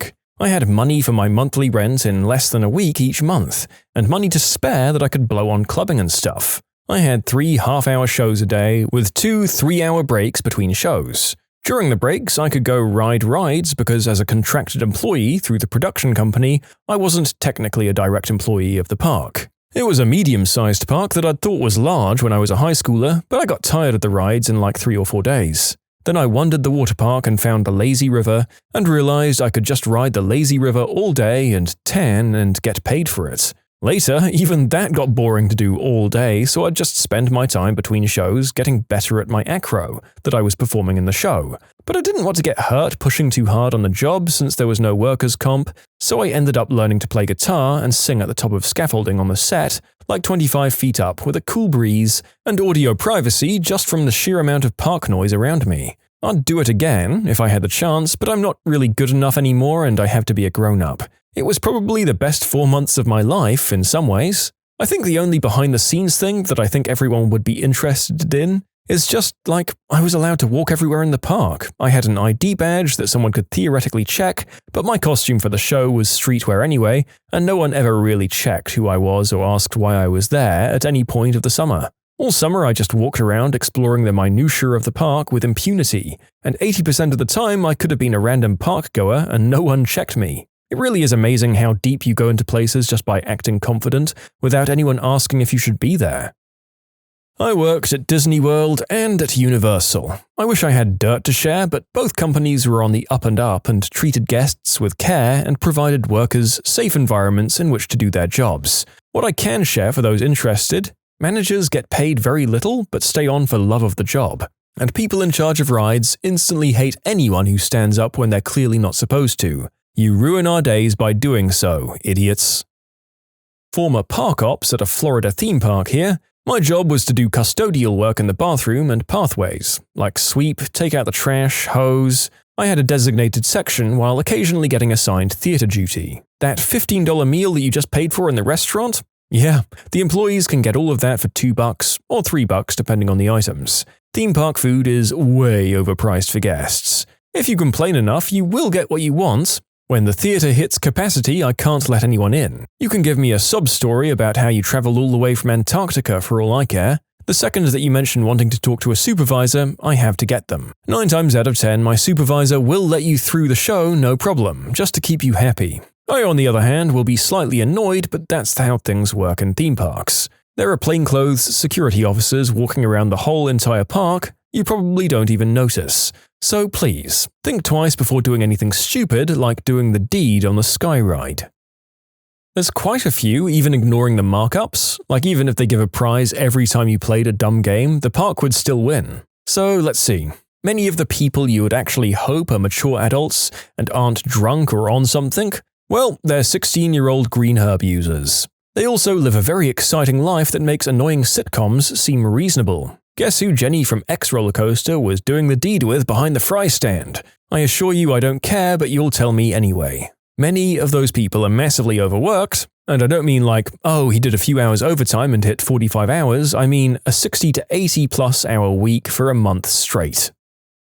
We don't get paid overtime. We can work anywhere from 12 to 16 hours a day, and there's a special exception in the US Labor Code that says that theme park employees don't need to be paid overtime if they're a seasonal employee. And it just so happens that theme parks mostly hire seasonal employees. Chew on that for your next visit to a theme park north of the Mason-Dixon line. Beyond that, here's a tip. If it's a seasonal park and they're looking to hire, for the love of God, do not apply at the start of the season. They'll tell you that there are more benefits, but if that's at the start of a season, they're understaffed, which means you work double shifts. An employee in the park collapsed in early May after being on his feet for over 10 hours straight.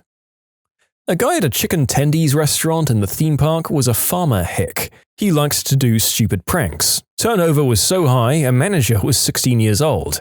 Basically, kids run the parks. Anyway, Hick wanted to fry his boot in the deep fryer to see what would happen. Boot was caked in cow crap. He dropped it in. At this time, a customer was whining about not getting his french fries, said, "I didn't pay $47 to come into this park and stand in line all day." This was about 17 years ago now. Anyway, the hick farmer was getting annoyed with trying to tong his boot out of the fryer, then gets annoyed at the customer as well and puts the fries down. Fry basket right over the crap-caked boot. Cooked until golden brown and served up to the customer. That was my first day working at the park and my last day in food services. Forever.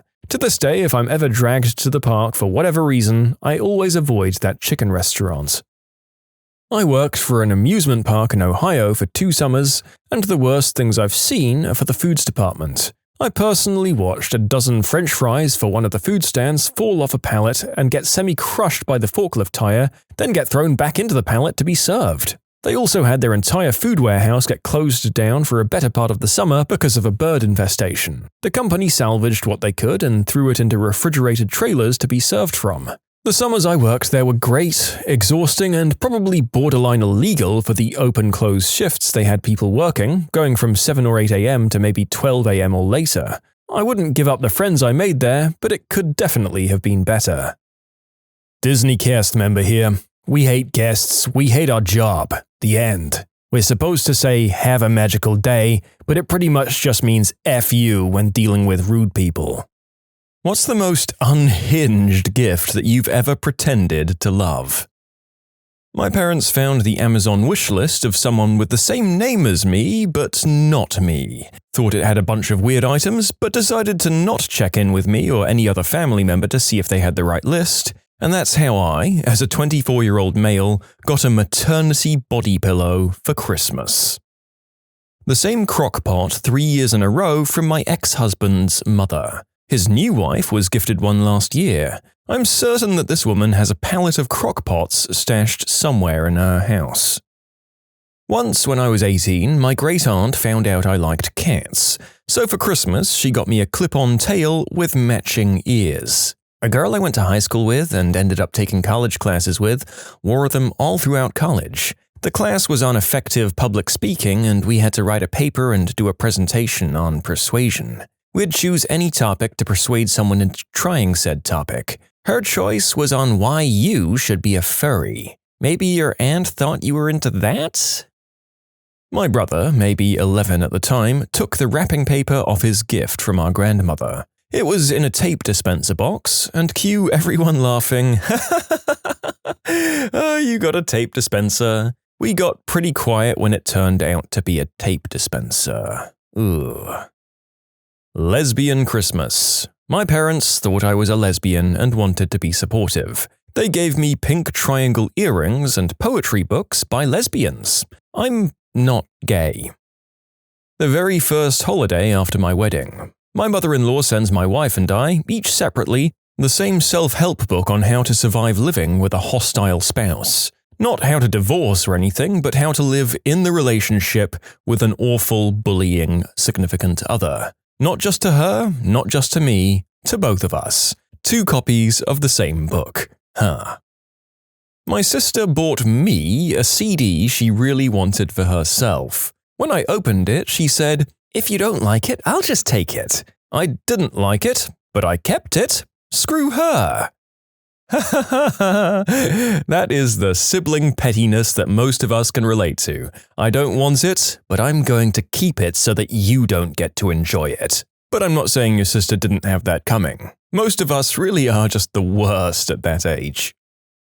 I was a step-grandchild, and my grandmother sold Avon to feed her QVC addiction. So while the other 6 grandchildren got real leather jackets, diamond jewelry, motocross lessons, and one year, an actual motocross bike, I got plastic Avon jewelry. For reasons too long to list here, I got placed with my grandparents 2 weeks before Christmas when I was 16. I watched everyone open up their gifts, and then one aunt gave me a Walmart bag with some socks in it. Another one told me I should be grateful that the family was taking me in instead of leaving me on the street, and that was my present. 7 aunts and uncles and their spouses, along with my grandparents, and that's how they treated me in a situation that was out of my control. Needless to say, I don't talk to my family anymore. I used to be a little standoffish at work because I'm shy, sitting on my phone instead of socializing with coworkers. For the Secret Santa, I got my guy a nice bottle of bourbon because I knew that was something he'd like. I, in turn, got a book about how sitting on your phone too much makes you a jerk. When I was about 22, my mum somehow figured out I had a secret crush on Mark Wahlberg. All I got for Christmas that year were Mark Wahlberg DVDs. From everyone, in various boxes and wrappings, like so many Mark Wahlberg DVDs. I stopped saying, thanks, after probably the 5th one. I've been a vegetarian for 20 years now. Last Christmas, my aunt gave me a barbecue cookbook and told me it was because men won't date a woman who doesn't know how to cook them a steak. Joke's on you, Auntie Lisa. I'm not single because I'm a vegetarian, I'm single because I have a crap personality. When I was 18, my boyfriend's mum got me an Elmo live toy. I thought it was a gag gift, but it wasn't. My boyfriend got angry when I told him that no, I didn't love it. I didn't say that to his mum though, she was genuinely a very sweet woman. When I had my daughter, my grandmother arbitrarily decided that I was going to collect nutcrackers. Every year she gives us a new one. So now I have 13 creepy, 1.5 foot tall wooden men of various types in my living room for the whole of December. I hate them and fully believe that one day they'll rise up and murder me in my sleep. When my sister and I were younger, my dad liked to leave us a Christmas stocking full of small gifts, like novelties, candy, on our beds. This was very adorable until one year, for reasons unclear, he supplied us both with soft adult calendars, like Babes with No Tops for me, oiled up banana hammock wearing Chippendales for my 14 to 15-year-old sisters. After discreetly saying, "What the frick?" to each other on Christmas morning, we got rid of them, and for 20 years, they've never been mentioned by anyone involved.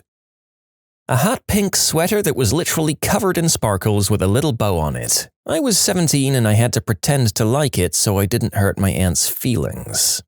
When I was 12, I asked my mum for a pair of Converse. Instead of going for the basic ones, she got these checkered pink, red, blue ones that were just so horribly ugly. I pretended to like them, but then asked my mum later if we could exchange them. We did, although I still feel kind of bad. An industrial-sized jar of dill pickles. From my grandparents. The old Costco special, huh? A few years ago, my in-laws handed out their gifts to my wife and me, and my wife's sister and her then-boyfriend. I opened my gift and it was a, very large jar of Cajun seasoning. It was like the size you'd get at Costco. Huge. I was sort of confused because they gave their other daughter's boyfriend 3 to 4 t-shirts, a hat and a jacket from his favorite sports team, along with a gift card to a store he likes. And all they could come up with for me was a seriously huge jar of cooking seasoning? My father-in-law said he knew I liked to cook. I don't like to cook at all, by the way, and I got the impression that they just forgot to buy me anything or couldn't be bothered to come up with anything better. I really don't mind getting a weird gift or even no gift at all, but it hurts when it's so clearly obvious that they didn't care enough to even put a modicum of thought into it, while at the same time I see them buy such thoughtful gifts for their other daughter's boyfriend when I've been their son-in-law for 5 years at that point. I put the seasoning in their pantry before we left to go home. My dad gifted me his old phone when he upgraded. I guess it could have been an okay gift as I had an older phone that I wanted to upgrade, but I just wasn't in a hurry or prioritizing buying a new one. It was the same damn phone I had, and it was more beat up than mine. I was also 30 with the clear ability to upgrade if I wanted to. My uncle gave me a hat once, back in my low to mid-teens. It wasn't an awful hat, but certainly not one I'd ever wear. I felt really bad laughing at it, thinking it was a gag gift, since it clearly made my uncle sad. He's only given me gift cards since. It was years ago, but it still makes me feel awful. So my family makes this our theme. Instead of Merry Christmas, we have Happy Crappy Christmas. Basically, instead of spending hundreds of dollars on gifts we don't know if the other person will like, we just buy dollar store and wish gifts that we're fairly certain the recipient won't like, but we laugh at the idea of it. Last year, I think my sister won when she bought us cheap Chinese butthole bleaching kits.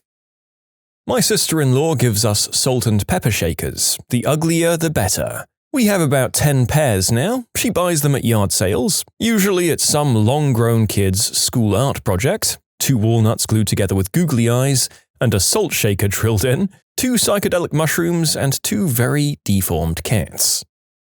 One of the recent videos I did on the channel featured some rather surprisingly habitual salt and pepper shaker thieves, most of whom were described as being older ladies. I wonder if we've had one of them appear in 2 videos in a row. That would be incredible. Also, crappy gift. The same box of specially spiced tea that I gave to my mum the year before. I tried to unload it to my sister-in-law the year after that. My family always did the post office Christmas gift donation thing. You know, the one where you get a kid's age and gender to buy them gifts. Well, even on Social Security, my dad would give us the choice to do it, even if it meant us getting less. I loved it. I always looked forward to it. My mum remarries, and her new husband thinks it's a great idea to sign us up to receive gifts from the program, and I've never felt so ashamed. I think I felt guilty because it felt like I was taking someone's Christmas from them. I kept asking my mum if we're going to do it that year, and when she finally drives us to the post office, I got excited to pick out a name. She drives to the back and instead picks up 3 bags of presents.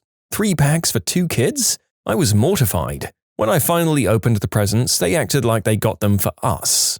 I wasn't allowed to be ungrateful, however, because the people who got me presents went all out. A really warm coat and a soft as frick blanket, art supplies, really nice ones. That helped me get over myself, but I still feel crappy today. As a teacher, a can of shaving cream and a mini razor. I guess that did get used, though, unlike the 57 mugs I received. A queen-sized top sheet, like for your bed. There was no fitted sheet to go with it, and I didn't have a queen-sized bed. A book on beating alcoholism and a book on losing weight. Oh, you know what? Screw you, Aunt Ruth. An ugly homemade felt Santa head. It looked like someone hunted Santa down, shot him, and mounted his head on the wall. It became my favorite Christmas decoration.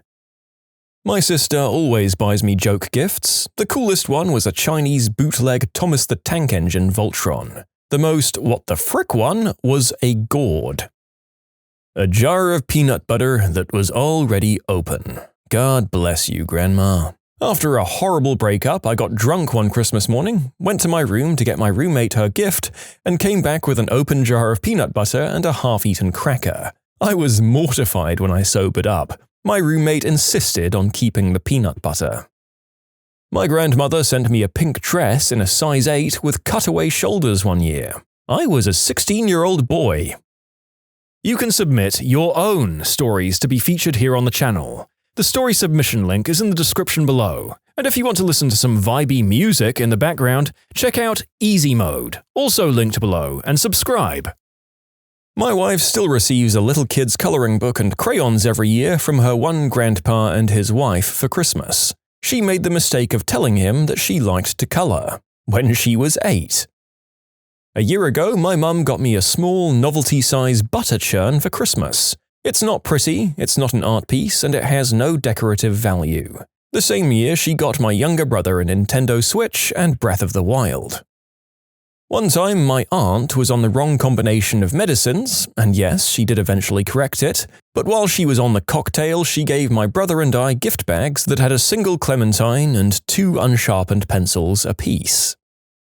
The first Christmas that my girlfriend, now wife, and I spent with my parents, we were opening gifts in my living room, and my mum gave me a vibrating Johnson ring as a stocking stuffer. When I was 14 or 15, I told my mum that I really liked Andes mints. Every year since then, I get Andes mints. I stopped being crazy about them when I was about 20 or so. I have a stack of several years of boxes going until I finally made my husband take it to work to give it away. Snow shovel from my grandparents for my 13th birthday. They said I could use it to make money and buy whatever I wanted. Well, they weren't wrong. My cat bought me a quail once. Did you eat it? That's one heck of a gift from your feline friend there. My brother bought me a body-sized male contraceptive and labeled it, "To the biggest member in the world." I got him a sweet clock that had backwards numbers and turned counterclockwise. We didn't really get along back then. My dad gave me an air compressor. It was about waist high, the size of a mini fridge, the kind that you might have in your garage. Except I didn't have a garage because I was living in an apartment and I had nowhere to put it. I've moved since then, but I still don't have a garage or anywhere to put the thing. So it's sitting unopened in my friend's garage until I can find a better use for it. I'm not at all religious, but that didn't stop my father from giving me an 18-inch tall statue of Jesus. I forgot it in a box in a storage room in his basement when I left. Last year I went through a pretty crappy breakup that kept being dragged through me and my ex being off and on for a while. I started to feel better around Christmas, but still woke up that morning and opened my stocking to find that Santa, my mum, had gifted me a mold-your-own-boyfriend kit out of clay. I wasn't sure whether to laugh or cry. I did spend a nice evening molding an absolute stud, though. Well, it sounds like it was at least a fun distraction for an evening during a tough time. Arts and crafts are good for this when we're feeling blue. They take up just enough of our brains to placehold for the mind-numbing grief. My in-laws, parents and siblings, all got me pajamas. The issue was when I opened the first set, they said, "Since you sleep so much." What the frick? Clowns. Every year, a new clown. I tried to tell my abuelito that I don't like clowns, they're weird. I get a new clown figurine, doll, lamp, picture, or whatever every year for Christmas and my birthday. I have boxes of clowns. Thankfully, sometime in my mid-20s, my father managed to divert them to kittens, but that was only after 4 awkward years when he decided I love cows. I don't love cows either. On the bright side, since I kept all of them on my dresser growing up, I was never afraid of clowns. They're just background noise to me. I could probably walk right into Stephen King's It and just be all like, "Oh, it's just one more damn clown." My grandmother decided it would be a good idea to gift my sister and my cousin, also a girl, matching lingerie last year for Christmas. The problem being that my cousin was 7 at the time. We still laugh about it when my grandma isn't around. My aunt gave me a banana case. Yes, a yellow plastic thing to put a banana in and protect it from the world. The next year, it was an apple case. For our first Christmas together, my boyfriend gave me this beautifully wrapped Christmas gift. I opened it in front of his entire family, and it was the ugliest pair of shoes I've ever seen, like grandmother slipper clogs. The look on my face told everyone how I really felt, even though I said how much I liked them. They burst out laughing as it was a prank, and my boyfriend had another gift hiding. Even to this day, when my wife and I make pretty decent money, my grandmother, a 96-year-old, still writes us a check for $15 every Christmas. It's very kind of her, but not as awesome to receive in your 30s as it was when I was 12. My grandma decides how much she wants to spend at Christmas and then divides that number by the number of cousins, which keeps growing since my southern cousins are baby machines. Last year, my Christmas check was for $13. Oh, and 46 cents. My neighbor gave me a rather crude painting of myself being run over by his crappy, horrible Bronco. In 2006 for Christmas, I gave my then-fiancée a $450 hand-carved artist's easel. She gave me a 4-pack of Ferrero Rocher chocolates. A large box of Johnnies from my grandma because she overheard me and my ex going at it while she was visiting for the holidays, and walked in on us in the heat of the moment. Thankfully, the lights were off, but yeah, it was awkward and hilarious at the same time. Quality beats quantity. I once had a girlfriend that gifted me about 12 to 15 items of clothing from Goodwill. Don't get me wrong, I have no problem with this in principle. For instance, trying to save money, but it just made no sense because 1, this girl didn't hurt for money at all, and 2, several of the items had stains or other damage. And finally, by getting so many things, she spent more than she would have for one new item of clothing. It was easily the worst gift I've ever received. An avocado. My girlfriend, now wife, used to complain that I bought Annie's organic macaroni. Her parents once bought me a Costco pack of Kraft so she could have good macaroni.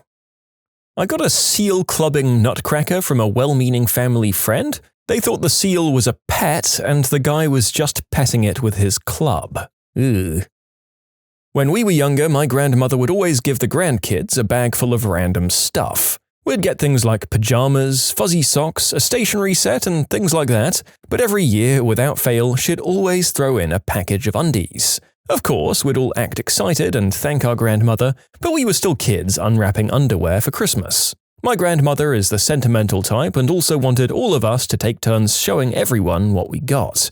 Usually we didn't show off our undies, but my grandmother would always say, "I think there's something else. Show everyone what you got." So for Christmas, we had to hold up the undies for our aunts and uncles to see and for whoever else was there for Christmas. She stopped giving us undies once the oldest grandkids started becoming preteens. Looking back, all of us find it hilarious and I'll probably remember it for the rest of my life. My grandmother was just trying to get us something we'd actually use, whether we wanted it for Christmas or not. And being a kid, underwear is definitely a, thanks moment. My husband has relatives who work in a thrift store, so the entire family gets some really weird presents for them. I got a used nightgown, like what grandmas would wear. It was white, but it had turned yellow from age, and it smelled musty too. A stained incense stick holder with some incense sticks in a package that was already opened, a collection of china plates with stains, a shirt so big I could swim in it, a lightly used bottle of perfume that was pretty much eau de mothballs. I just donated them right back to another thrift store. When I was about 10, my grandfather bought me a BB gun for Christmas. Obviously, I thought it was the coolest thing in the world then, but my parents were very uncomfortable with it. And looking back at it, buying a 10-year-old as immature as I was a BB gun was probably not a great idea. With regards to your uncle, he probably knew that you'd think of him as the most awesome uncle ever after that, even if your parents took that thing off you. Some very obviously second-hand cassette tapes of whale music. I've had some amazing ones from my mother-in-law.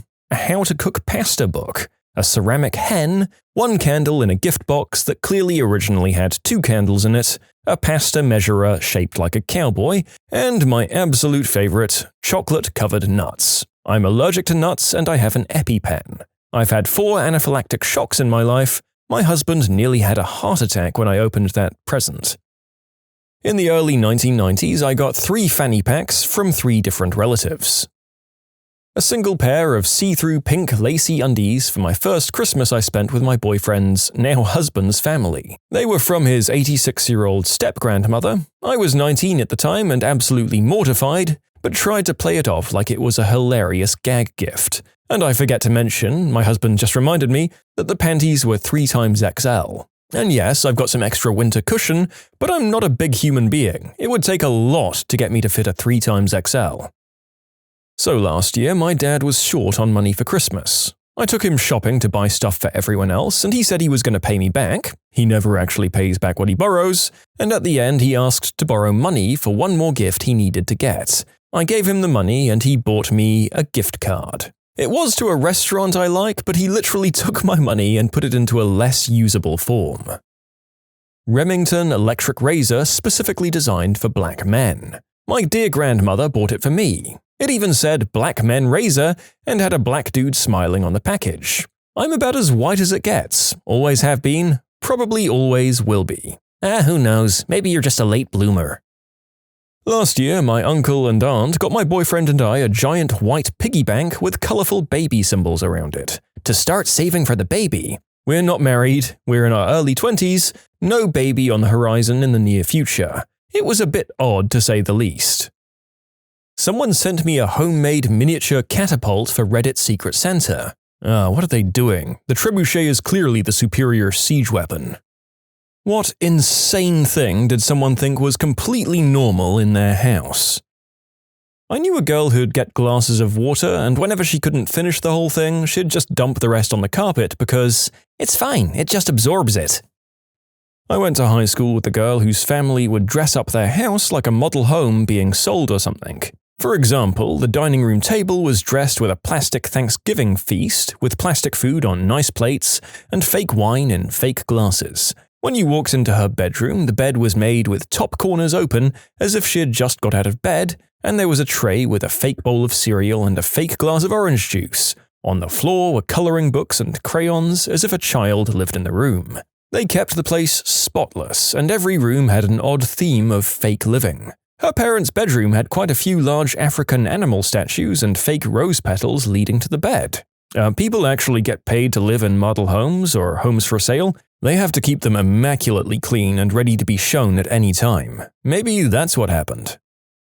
When I moved cities in grade 2 or 3, I didn't know anyone. I met someone the first day and he invited me to his house that weekend to stay over. Everything was great. We played GameCube and stayed up until 3 a.m., the latest I'd been awake to up at that point in my life. He said we had to sleep down in the basement so we don't wake his parents when we went upstairs. We go downstairs with our sleeping bags and immediately I knew something was wrong. The worst smell I've ever experienced filled my nostrils the further we descended. In the corner of the room was a bed covered in what looked like crusty blood and some pus-colored streaks. Turns out his mother had had a home birth the weeks before and kept the sheets as a memento. I haven't been back there since. You'd think the baby would be a good enough memento. Whole items of food left for days on the floor. Toddler not interested in that apple? That's fine. Just leave it there on the floor where he threw it. It'll work its way under a piece of furniture and out of sight if we give it some time. Once I went to these people's houses and there was an entire sandwich sitting in the corner of the living room floor. I was so distracted by it that I didn't really hear much of what was said during that visit. I just sat and stared at the floor witch. Well, that's how you get ants, and roaches, and mice, and rats, and I don't know what else. Truly revolting. I don't know how the author didn't mention the smell. Maybe these people did occasionally do a covert cleanup? I was friends with my Little League baseball coach's son. One day I was invited to their house for a playdate, and as I walked through the door I saw a huge framed white cloth with some weird symbol. I didn't think much about it because at the time I didn't know what the frick it was. My coach noticed me looking at it as I entered the house and said, my granddad wore that. It's been in the family for years. Naturally, I was like, oh, okay, whatever, and thought nothing of it ever again. Now that I'm older, I realize what it was. It was a clan robe. The worst part is that I am not white. When my brother and I were kids, we'd often comment that our next-door neighbor's house smelled like wee-wee. One day, my brother was playing video games with the kid from next door at his house and asked to use the restroom. The kid said, we just pee here, and started peeing in the closet. My brother peed in there too. When in Rome. Bathroom machete. Because, just in case, man. It's literally nothing more than a real machete that hangs in their bathroom, so if someone breaks in while you're fighting dirt dragons, you aren't at a total disadvantage. Everyone there was surprised when I said I'd never heard of it. I now keep a bathroom hammer handy because gosh darn it, that's a great idea. I had a friend in high school. Went to his house for the first time and everything smelled like wee-wee. Turns out he had a dog and his family never bothered to potty train or clean up after it. Everything in the house was covered in old dried up wee-wee and fresh puddles. While I was there, the dog wee-weed on my friend's bed and he didn't even care. He literally sleeps in his dog's number 1. Even I got wee-weed on. Never went to that house again. We were getting something out of his dad's closet when I noticed there was a ton of expensive electrical equipment in the back of it, all boxed up. I asked him about it. Apparently, his dad keeps everything new he gets for a year before he unboxes it and actually uses it. He didn't know why, and it still boggles my mind. The extent to which the owners had gone to preserve their furniture. Each piece of furniture, including the lampshades, had a custom-cut plastic shell draped over it. Every furniture leg had a plastic bowl underneath to distribute weight across the carpet, preventing indents. The strangest part was the plastic pathways laid out across the floor. These pathways were kind of like plastic carpets laid on top of the real carpet. You weren't allowed to walk on the actual carpet. Instead, you had to walk on these plastic mats that crisscrossed the floor and connected all of the rooms to each other. My friend's dad. When I was a kid, I used to stay for dinner, as kids do, but the dad would not eat with us. The mum would make a plate of food, take it down the hall and slide it halfway under the door to the basement. A few seconds later, the plate would slowly slide under the door. Nobody at the house seemed to think this was odd, but I thought it was weird as all heck. The other odd thing that this family did was every weeknight at 7, on the dot, the family would clear out of the living room so the dad could come and watch Star Trek. Once the show was over, he'd go back into the basement and the family would move back into the living room. Fricking what? The dad was quiet, but seemed to be normal other than those odd habits. The family thought none of that was weird, and my friend thought it was funny that my dad ate with us at dinner. I came here to mention the friends who kept their bread in the oven, but clearly I'm out of my league. We had a human skull in a glass case in our living room growing up. It was years before I figured out that was really weird. My mum got it from a doctor friend or something, just some random head, not like a relative or anything. We call him Freddy, and we had to superglue his jaw back on every few years when it fell off. I guess I'd repressed the memories, but just typing this now, I recall touching it and playfully tossing it around gently at times. I'm torn between wanting to respect the dead and really wanting that skull.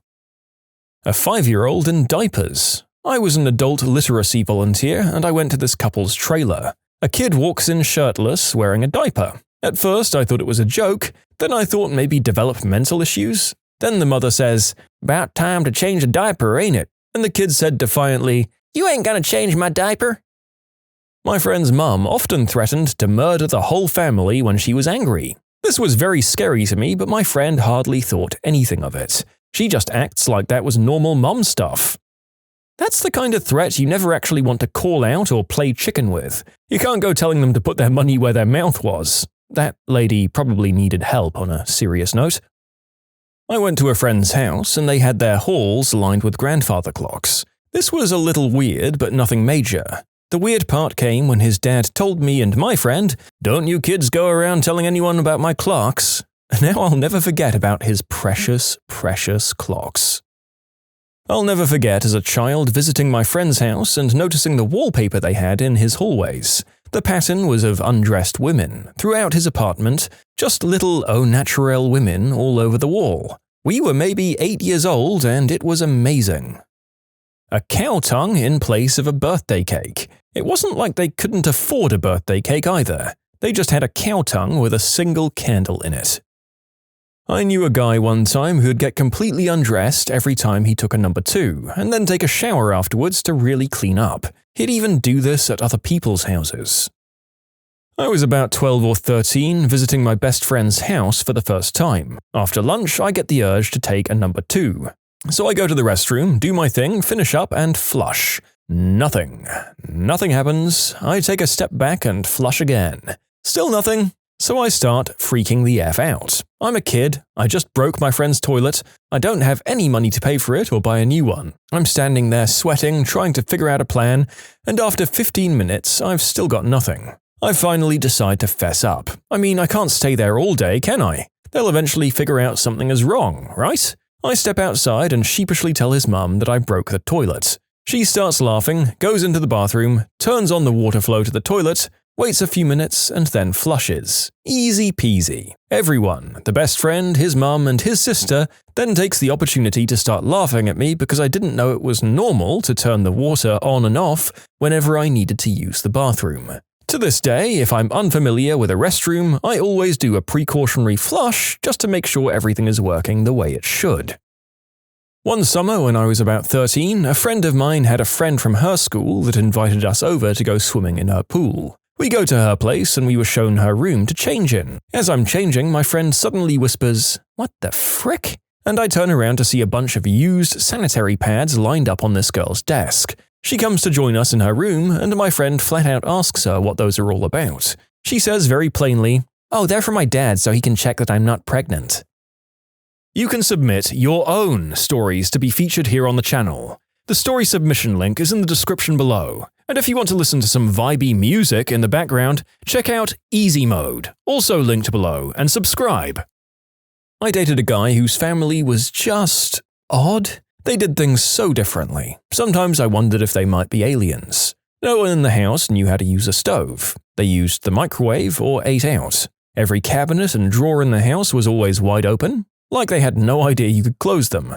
The rest of the house was clean and organized, which made it all the stranger. His mother walked around pretty much undressed constantly and took about 10 baths a day. His parents would go to McDonald's to watch TV, despite having a very nice TV with satellite. His family had a lot of grandiose tales, things like they saved 2 men from a plane crash and how the mother outran a pack of wolves in suburban Arizona. There is a lot more, but these were what stuck in my mind.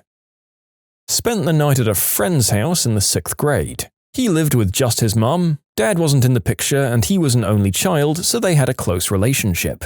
We were having a great time until his mum called him for bath time. With her. Like, together. They even left the door open like it was nothing. Girl from my previous work invited some of us over for dinner. As it turns out, she had removed the toilet seating from her toilet. Because it doesn't look good enough with it on. You actually had to sit on the thin, cold ceramic rim. Since people have said this isn't uncommon in certain countries, this took place in Germany where toilets always have seats. I had a friend in high school whose family used a G.I. Joe aircraft carrier as a coffee table. I had one of those as a kid. It was so huge that my dad rigged a setup where it hung from my ceiling and he'd get it down for us to play with. One time after school, my friend and I tried to get it down with a broom and one side came unhooked. It knocked my poor friend out cold. He wasn't allowed over after that. Paramedic here, 100 2-liter soda bottles filled with wee-wee because, quote, the toilet is broken. But where was he going number 2? Where was he doing that? Maybe he was just supremely good at holding it in until he got to work or the library or whatever. In any case, gross. No way that you fill that many bottles without a substantial amount of splashback over time. I had a friend named David and he invited me to his house once. Little did I know that his family were horrific hoarders. You couldn't see the floor of his house and I was literally stepping in bowls filled with cereal. At one point I saw a snake just slither through the refuse and immediately made up an excuse that I was sick so I could go home. What a nightmare! My parents were in a bowling league and would bring me home with them. I made friends with a girl who hung out at the bowling alley because she lived in a home on an acre next to it. She invited me to come to her house while my parents bowled. I asked my parents and they said I could. She walked to her house and when I walked in there was a lion cub chained to a coffee table in the back room. She asked me if I wanted to pet the lion. Of course I did. I pet the lion, we hang out, I go back to the bowling alley like nothing happened. I told my parents and they're like, sure kid, you pet a lion. Years later, when I am reading the paper, the girl and her family were being arrested for illegally having exotic cats. I showed my parents and had the best I told you so moment in my life. Not me, but when my dad was younger, he went to a friend's house who had a hallway filled with au naturel family pictures. One of my wife's co-workers invited us to a dinner party. He's a very accomplished doctor who is supposedly considered the foremost authority in his specialty. I knew the man had a huge ego, but nothing prepared me for what I saw when we went to his home. As soon as we walked in the door, there was a life-sized painting of himself that one of his patients had given him as a gift. Nothing strange about that, he saved a patient's life and they were very grateful, so they gave him a painting. His wife took our jackets, hung them up, then walked us to his massive living room where the rest of the guests are mingling. As I looked around the room to take in what a magnificent home this man has, I noticed there were hundreds of pictures lining his shelves and walls. Every single one of those pictures was of him. Not of his wife, not of his 4 wonderful kids, nor his siblings, parents, or someone he admires. Even the pictures that looked like they might have been group photos were cropped so that only he could be seen. I'm terrible at hiding my true feelings. My face usually gives me away every time, but I spent the next hour desperately trying to pretend like this wasn't remotely strange. After a few drinks, I decided to head to the bathroom. I had to take a dump, and I'm not shy about doing so at another person's home. I walked into their guest bathroom, closed the door, lifted up the lid, sat down, and grabbed one of a dozen books that were sitting next to the John. The first book I picked up is written by our host, so I picked up a different one and it was also written by him.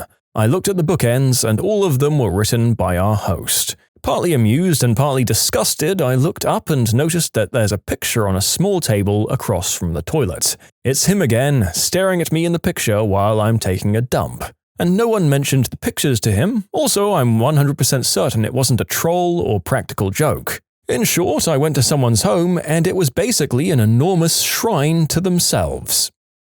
I was visiting one friend and we were about to go buy a 30 rack at a nearby liquor store. I tell him that we need to stop by an ATM so I can pick up some cash to pay. He just turns and looks at me and goes, "Don't worry about it, we can just go to the money drawer." This kid's family literally kept a drawer full of $20 bills in the kitchen that you could just walk up and grab whenever you needed something. It was pretty surreal. When I was in college, I played the drums in a band and we'd often practice at the guitar player's house, because his parents didn't care about the noise. The family was weird and the house smelled, but the thing that got me was the filth. There was always dog doo somewhere, and I don't think they ever flushed or cleaned a toilet. All of this was considered normal to them. Then one day the guy that played guitar walked over to the corner of the room and went wee-wee on the floor. I was stunned. He wasn't drunk or anything like that. This was normal to him. His parents didn't care either. It was just how they did things. My friend refuses to vacuum and her carpet is covered in a layer of loose hair. I met this kid in 3rd grade and he seemed normal. Cool kid. Funny. Anyway, I went to his house to work on a school project and his mother was a hoarder. Worst of the worst. She could have had a marathon of the hoarders on her own home. I guess the kid thought it was normal because he had been living in it since he was born. He was kind of disheartened when he came to my house and didn't have to climb over mounds of trash to take a leak. Dog crap. Old, crusty, all alongside the fresh and smelly pit bull crap all over the living room, while he'd just sit and watch TV in the room as if it wasn't even there. Yes, this was my house. Yes, this was my roommate. I'd pick it up, let the dog out to try housebreaking it. He did nothing. As I packed up my stuff to move out, I stopped picking up the dog doo, thinking that he'd man up. Nope, I had to step around these massive landmines as I moved out. This is like my 3rd submission for the question, and it's become clear to me I know some pretty dysfunctional people. Oh boy, pal, I don't normally judge the people who submit here. That's for our other channel, Am I the Jerk? But maybe you need to start getting new friends. Unless all of these crazies in your life are also super affluent and paying for everything, then maybe you can keep one of them around. A white carpeted kitchen. Once when I was a kid, I was invited to stay over for dinner at a friend's house. My friend's mother poured a large quantity of ketchup into a cereal bowl, which the entire family all casually dipped their fingers into and licked throughout the meal. This sounds like something out of the Twilight Zone. They were testing you.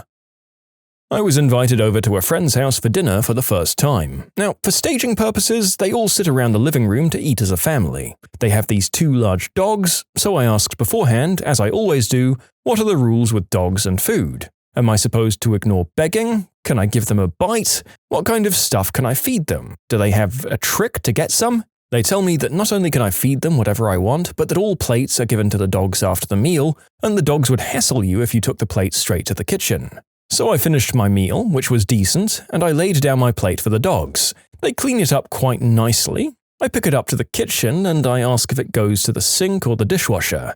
They said to put it back in the cabinet because the dogs clean it good enough to eat off of. I laughed at the joke and then kind of reiterated my question. It wasn't a joke. My friend walked into the kitchen and put her plate, her boyfriend's plate, and her mum and dad's plate all in the cabinet with the other, quote, clean dishes. I could have been sick. I dropped all contact with them. That was just too much. In short, their dishwashing was done exclusively by the dogs. This was when I was a kid. I was at my friend's house and her mum got us some orange juice with our lunch. When we finished eating, she took the remaining juice from the cups and poured it back into the container. Even as a kid, I thought it was disgusting. Kids in the home going to the fridge, grabbing a stick of butter, unwrapping it, taking a big old bite, rewrapping it, and putting it back. Went to a party in college, and the kid living there had boxes of Cat Fancy magazine catalogued by month and year all over his room. When I asked about it, the dude just shrugged and said, I'm into cats. I was just too nervous to ask more. They keep a sewing needle and pin stuck into their hand towel. I found it by reaching to use the hand towel to dry my hands and putting the pin through my finger. I was like, what the frick, guys? And they just shrugged as in, you don't have sharp objects hiding in your towels? They then went on to explain that it was used for draining pimples. What's the most cringeworthy thing you've ever seen an ungrateful jerk do? My sister once started crying and locked herself in her room after my parents spent the last of their money buying her a Game Boy, because the Game Boy was grey and not pink. Same thing happened to me a few years ago. My sister wanted a laptop. I was in college, but had a little bit of Christmas money saved up, so I decided to get her something. I did a bunch of reading about what was the best kind of used laptop to buy, and ended up getting her an IBM ThinkPad T51. I formatted it, installed Windows XP, and went down to the school bookstore and got a student copy of Office to install on it. I was talking to my mum the next day and mentioned what I was getting her. My mum says, "Oh, well, she really wanted one of those new pink laptops. You should have gotten her one of those." I explained that I didn't have the hundreds to spend on a brand new Dell for her, but this was a perfectly nice IBM that would do great for her first year of college. She was graduating high school that year. Later that day, I got a call from my sister where she proceeded to scream at me and demand I get her the pink Dell she wanted. Screw that. I sold it on eBay and ended up making some money on it. I don't remember what I got her that year, but it was something cheap, crappy, and from Walmart. She dealt without a laptop until she was desperate, and I gave her an even crappier one than the IBM that a friend had given to me that was destined for his trash can. My aunt gave a small birthday party for my cousin, who was turning 25, last fall. He got really upset and angry because she bought him a pair of black skateboarding shoes instead of brown ones. She tried to calmly explain that she couldn't find any brown ones, but he wasn't having it. I almost slapped him. My sister was so unhappy with the car my parents got her that she tried to sell it every time it was parked. That was back before cell phones, so the only number she had to give was the home phone, which my parents always answered if they were there. They got her back by moving the car one day and telling her that someone bought it, but since it was their car, they got the money for it. Oh God, maybe they should have actually sold it and she could just take that as a lesson. I think most of us were ungrateful jerks for at least a period of our childhoods, but I think teenage me would have known that the limit to acceptable behavior ended several kilometers before measures like this. One of my friends received a car for their 18th birthday from their grandparents. A free car. Their response was to break down in tears, saying how much they hated it because it was an old man car, and then absolutely refused to drive it ever. That's about when I had an epiphany and wanted that person out of my life immediately. After my mum died, my stepdad took some of the insurance money and bought his daughter a brand new SUV. I heard she threw a screaming fit in the driveway because it wasn't a sports car. By the way, me and my other siblings got nothing at all from him. Of course, now she's 35 and still lives with her dad and still screams and whines for everything she wants, so I guess karma is a witch, and so is my stepsister. I built my stepson a gaming computer, helped him set it up and got some games loaded up on it for him so we could game together and bond some more. As soon as I had it all set up, he told me to get out of his room and closed the door. I spent 4 months saving and buying parts for it one at a time. My parents got her a DS and it got stolen a week later. I found it as I was taking out the trash and placed it back in her room. A day after that, I found it in pieces in the trash and I screamed at that witch for an hour. I didn't think to tell my parents about it at the time, I was just furious. I had this issue with a group of children I'll allow to remain anonymous. They complained about their Christmas gifts being either too cheap, too lame, or one of many other things. Their father returned all of the gifts to the store and bought something for himself and their mother. The following year, they were very humble and thankful for the gifts they received. Similar story, we had a family friend that was like an uncle to us. He had kids that were much older than us, and one Christmas they made a huge deal about the lameness of their presents. What does the father do? He packs up all the presents in his car and donates them to a local orphanage. Every Christmas, my in-laws ask me to cook dinner for them. They always want steaks, and I always make sure to cook them exactly as ordered. I've been cooking for years at a restaurant and now at the firehouse, and I know my way around a steak. Every year I stand out in the cold and grill their dinner while they sit inside and enjoy the fire. Every year they insist that their steaks are pink. Every year I prove to them that the lighting in the dining room is pinkish, and if they'd simply come outside and view their steaks in the natural light, they'd know. So then I go back outside and grill their steaks until they turn to charcoal to make them happy, and then every year I have to listen to 6 months of complaints about how freaking tough the steaks were. My 16-year-old cousin whined about how our grandparents only gave her £100 for Christmas. I informed her that they're pensioners and she should shut the frick up. Here's one of way too many. There was an early morning cardiac arrest call. We worked on this guy furiously, got a pulse back, everything went right. Good call. Guy gets into the catheter lab right away and walks out of the hospital alive a couple of weeks later. Then his cranky wife sends us a bill for carpet cleaning and says that we tracked in mud on her carpet when we were saving her husband's life.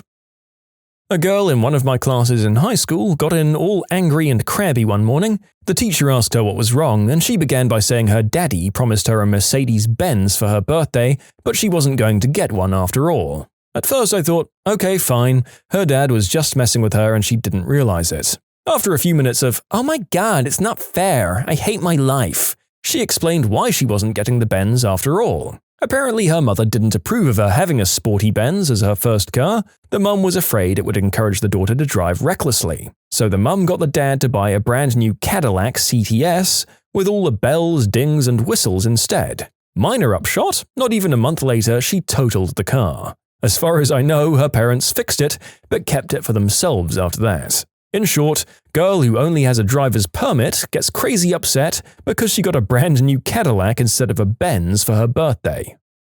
My grandma spent a whole frickin' year, knitting me, my brother and sister sweaters. Very nice sweaters in our favorite colors. My brother looked at this and said, "Why would you waste your time making this? I don't even wear sweaters. I'm more of a hoodie guy." He was 18 at the time, and that makes it even worse. Ungrateful jerk. Hi, narrator here.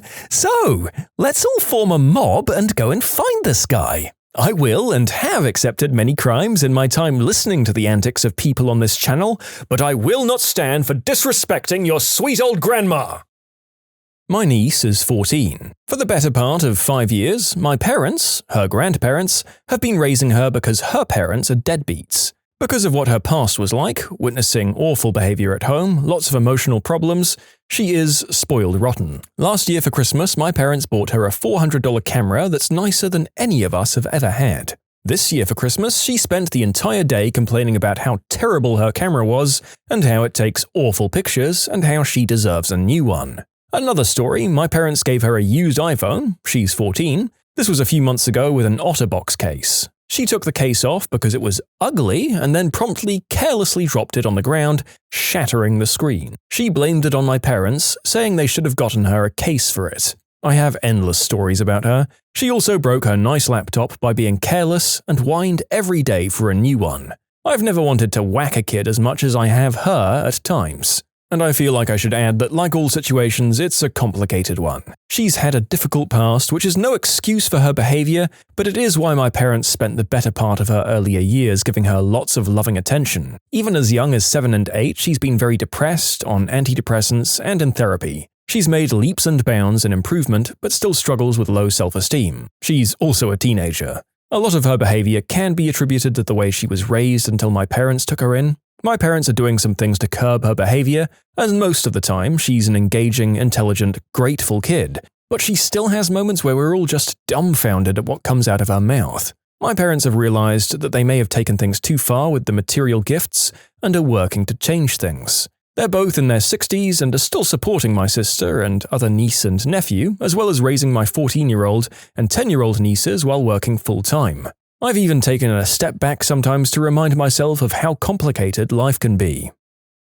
My brother and I were raised by a single mother, our father having died when I was 4, and my brother 8. After he died, we moved from where we lived to where my grandparents live to be closer to family. One day, my brother and I were apparently just acting like brats. I don't remember it, I was young, maybe 7 at the time. We wouldn't help my mother clean up or something. Well, my mother told my brother to watch me for a little bit, and then she left for my grandma's, 3 minutes away. I learned later from my brother, who was told by my grandma, that my mother left that day so she could sit at my grandma's and cry. She just cried about how she couldn't take everything we were doing. I've never felt worse about anything in my whole life, and I was probably 8 years old when I found out. You know, some of these stories make me feel way better about my value as a daughter. This one is about my sister's dad. I was in 6th grade and my sister was in 8th. We only had 4 classes for extracurricular activities and she had already taken all of them, as they'd only lasted 3 weeks. So her teacher, and eventually mine, Mrs. McCulley, started teaching her American Sign Language during 6th period instead of what she usually did during that hour. My sister worked hard and became an impressive translator using sign for her age. Mrs. McCulley scheduled a special performance for her to debut her skill using 8th grade graduation ceremonies. She signed "You Raise Me Up" and it was beautiful. She fumbled a little bit during the middle of the song but smiled and mouthed "sorry" to the audience and continued on flawlessly. After the ceremony was over, her father walked up to her and said, "Well, you messed that up, didn't you?" Instead of being proud and grateful to have a talented child, he snubbed her. She was so ashamed and embarrassed, she never did sign again. She could have had a promising career teaching it, and he messed it up. I hate him for that. I try to encourage her to get back into it. She has a 3-year-old son, turning 4 in June, and I'm trying to convince her that he'd benefit from learning to communicate using ASL. She still has contact with her dad. I have nothing to do with him. He's a jerk and always will be. She really believes one day he'll change, and she's crazy, but I guess he is her dad. Also, his girlfriend is pregnant. He's bringing another child into this world to mess up. Yay. You can submit your own stories to be featured here on the channel. The story submission link is in the description below. And if you want to listen to some vibey music in the background, check out easymode, also linked below, and subscribe. My cousin, who's 16, ran away from home because her mum wouldn't buy her a Droid razor. They couldn't afford it. Her mum was working 2 jobs just to support her. She was only gone for a few days, but just long enough to get pregnant. A girl at my high school put a brick on her gas pedal and crashed her brand new Mustang into a concrete wall at school. All because the car she got for her 16th birthday was the wrong color. And she kept bragging that she'd get a new one. "I'm just teaching my parents a lesson." She got expelled and arrested. After that, I don't know. It was 2 months from graduation. I suppose this is more of a funny one because we all need it. One day I got a little pedal go-kart for Christmas. I was so excited. It was amazing, not nearly as excited as my little sister, who got a Barbie playhouse. But she didn't want that anymore, she wanted my go-kart. She wailed and screamed for 2 hours until I gave in and let her have a go. And she pretty much monopolized it for the whole of Christmas, while I made a fort out of the leftover boxes and wrapping paper and threw walnuts into the fire and at my dad. It was fun. Thank you for this little dose of positivity in the face of overwhelming horridness and humanity. I'm sure your sister grew out of it, although I must protest the wasting and busting of good nuts. When I was a little kid, my grandmother had gotten me Teenage Mutant Ninja Turtles for the NES as a birthday present. I was turning like 4 or 5. It was the one thing I really wanted. I loved the Ninja Turtles, and what better than a video game about them? Except, she put it in a box for a toaster. I assumed to throw me off from the fact that she was getting me a video game. So there I was, 4 or 5 years old, and I unwrap a toaster. From the grandmother who always spoils the grandkid, getting them whatever they want. I remember the disappointment that washed over me immediately. Why would my grandma get me a toaster, was all I could think. It was too much grief. I started to cry and bawl my eyes out. I didn't calm down until they opened the box and showed that inside she had indeed gotten me the Teenage Mutant Ninja Turtles video game. On a related note, holy frick was that game hard for a 5-year-old. I know a friend whose mum absolutely spoiled her. Her mum, despite being disabled and with very limited income, does everything she possibly can for her only daughter, buys her phones, expensive clothes, whatever she wants, and most recently, a new car. Heck, she even does her homework for her, since my friend is D'ing or failing all of her classes, simply because she hates school and can't be bothered, even though she says she wants to go to college. All in all, this girl is blessed with an awesome frickin' mom. My friend, however, usually doesn't have many pleasant things to say about her mum unless it's on Facebook. So apparently there's this fair that they go to as a family every year, and her dad had recently died, so it would be the first year without him. Her mum brings it up, and my awful, ingrate friend point-blank says she's not going to let her mum go. Why? Because she only wants her jerk of a boyfriend there. Her mum, who was on the verge of tears, said, "But we go every year." It broke my heart. My spoiled teenage cousin almost earned himself a punch in the crotch last Christmas. We were talking about what we each got for Christmas that year since we're both gamers. I was excited that my wife had gotten me Star Wars: The Old Republic. He got a bunch of games, a new 360 since his old one was, quote, dirty and scratched, from his nerd raging. It came with Kinect, a Fender guitar, a new drum set, an iPhone 4 to replace his stupid 3GS, and since he'd just turned 16, his parents gave them their old 2009 Toyota SUV. The thing was sweet, fully loaded and beautiful. I was like, damn dude, that's one heck of a haul. His reply, yeah right, that car is freaking gay. My buddy at school's parents got him a Honda S2000, a Burton snowboard, and him and his girlfriend new iPhones. Plus they got to go on a cruise for Christmas. I told my parents what car I wanted, they're just cheap. I gave him a verbal beatdown the likes of which he needed to hear, rubbing in just how rough his life is, all the while he's rolling his eyes. This encounter, as well as the rest in this story grouping, are an extremely effective form of birth control. I was at a UN camp for high schoolers. This girl was whining about how her 16th got ruined because the BMW convertible she got from her parents was yellow and not red. As a kid from a poor public school, I just wanted to punch her in the nose. It wasn't the most expensive of gifts, but my mum bought me a sweatshirt I really wanted for Christmas. I was in my scene kid stage and I wanted my clothes to fit tight, so I told my mum to get me a medium even though she'd normally buy me a large. Well, I opened up my gift, got excited when I saw that it was a sweatshirt, and then immediately threw a fit when I saw the sweatshirt was a large. I basically threw it on the couch and went, great, well now I'm never going to wear this. I acted like a jerk the rest of the day and made it a point to not even try the sweatshirt on. Eventually, I put it on in my room and it fit perfectly. I thought about the fact that I'd yelled at my mum for something that she bought out of love for me and didn't need to get me in the first place. I felt pretty frickin' ashamed of myself and I gave her a sob-filled apology. I'm always grateful anytime anyone gives me any sort of gift now, even if it's something I wouldn't want in a million years. All that can come to mind is my girlfriend, soon perhaps to be ex. She cooked dinner on Friday night, and Saturday after she had left for work, I stuck behind and cleaned her entire apartment. I washed all of the pots and pans. It was Italian, so it required a lot to cook, and then I went on to clean her whole place. This morning she snapped at me for washing the dishes twice. I didn't know the ones in the washer were already clean, and then I told her, wow, I guess I shouldn't have washed all those pots and your apartment too. I have spinal surgery tomorrow, Monday, and 2 severely herniated discs in my back, and it hurt a lot to do it, but I like trying to help her. I've taken her out for countless nice meals, which she ruins with her negativity. The waitress will ask her, do you want another drink? And she'll respond in a witchy tone, I don't know. Do I? And the waitress will just give her a look of confusion. I'm tired of having to apologize for her and leave huge tips because of her C-word behavior. I have surgery on Monday and I CC her on the email to my parents, which just states the time and place my parents are taking me,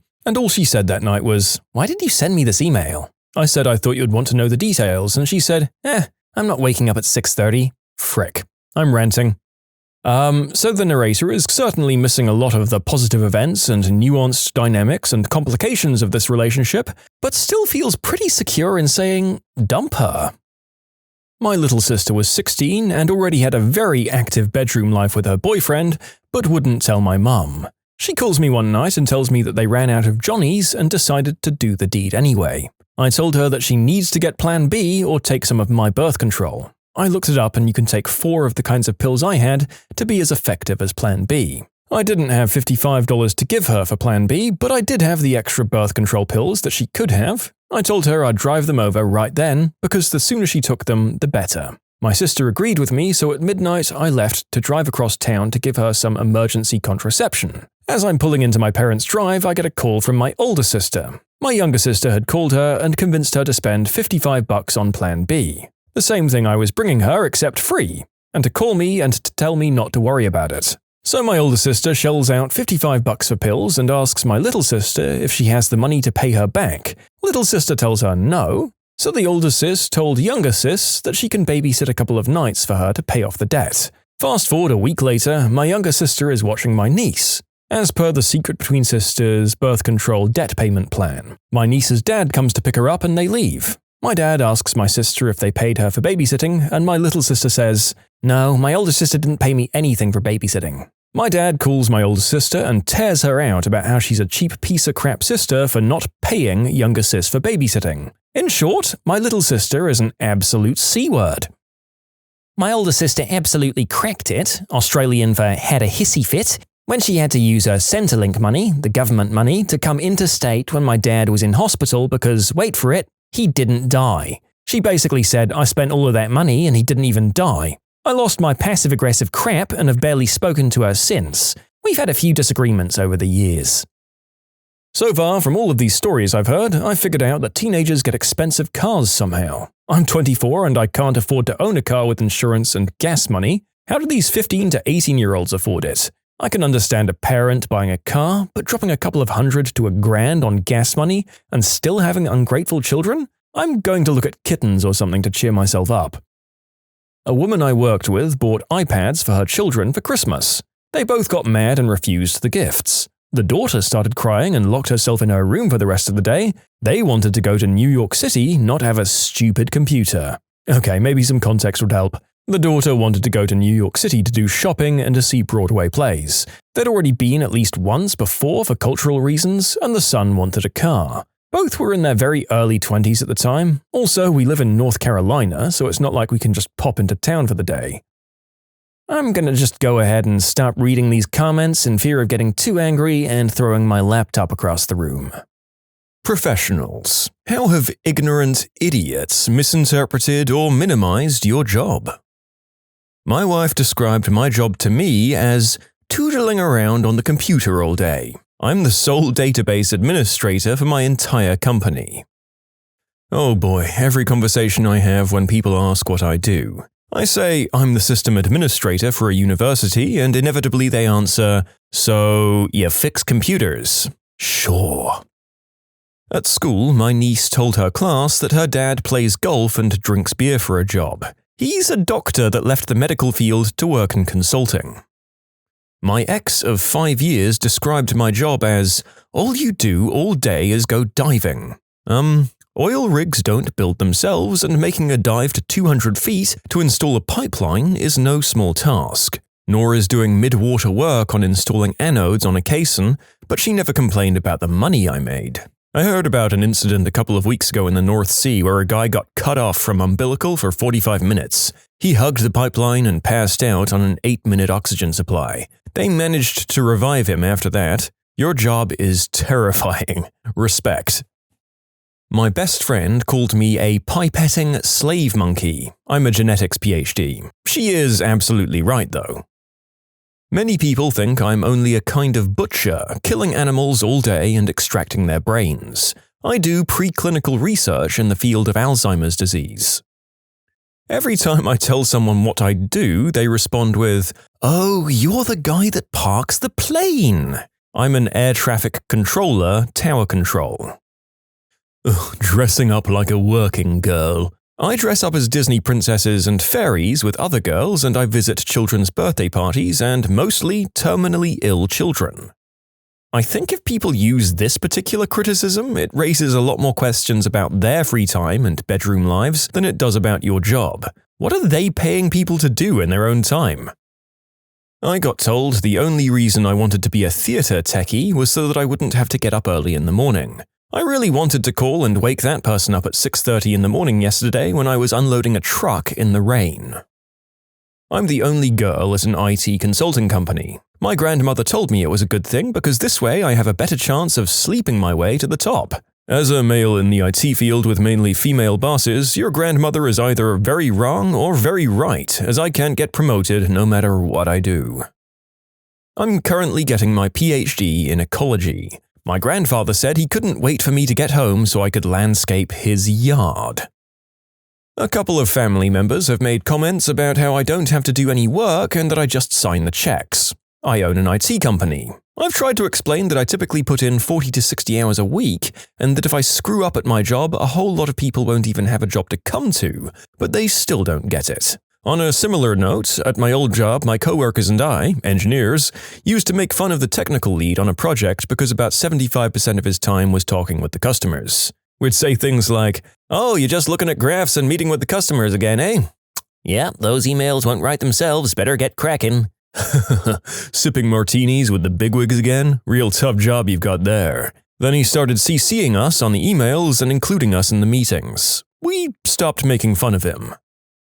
A policeman whose life I had the pleasure of saving referred to me and my fellow EMTs as an overpriced taxi service. We'll see who's laughing next time he gets shot. I'm just kidding, I'll still treat him. I'm a video game designer, and I will never hear the end of it. Apparently, I just look at the computer and games are made. The best response I got came from a cabbie. "So, what do you do?" "I'm a game designer, I make video games." "What, they're made?" No, they grow on trees. We just harvest them. Sometimes we say that the pipe fitters on site are plumbers and the civil engineers are rebar layers. They don't like it.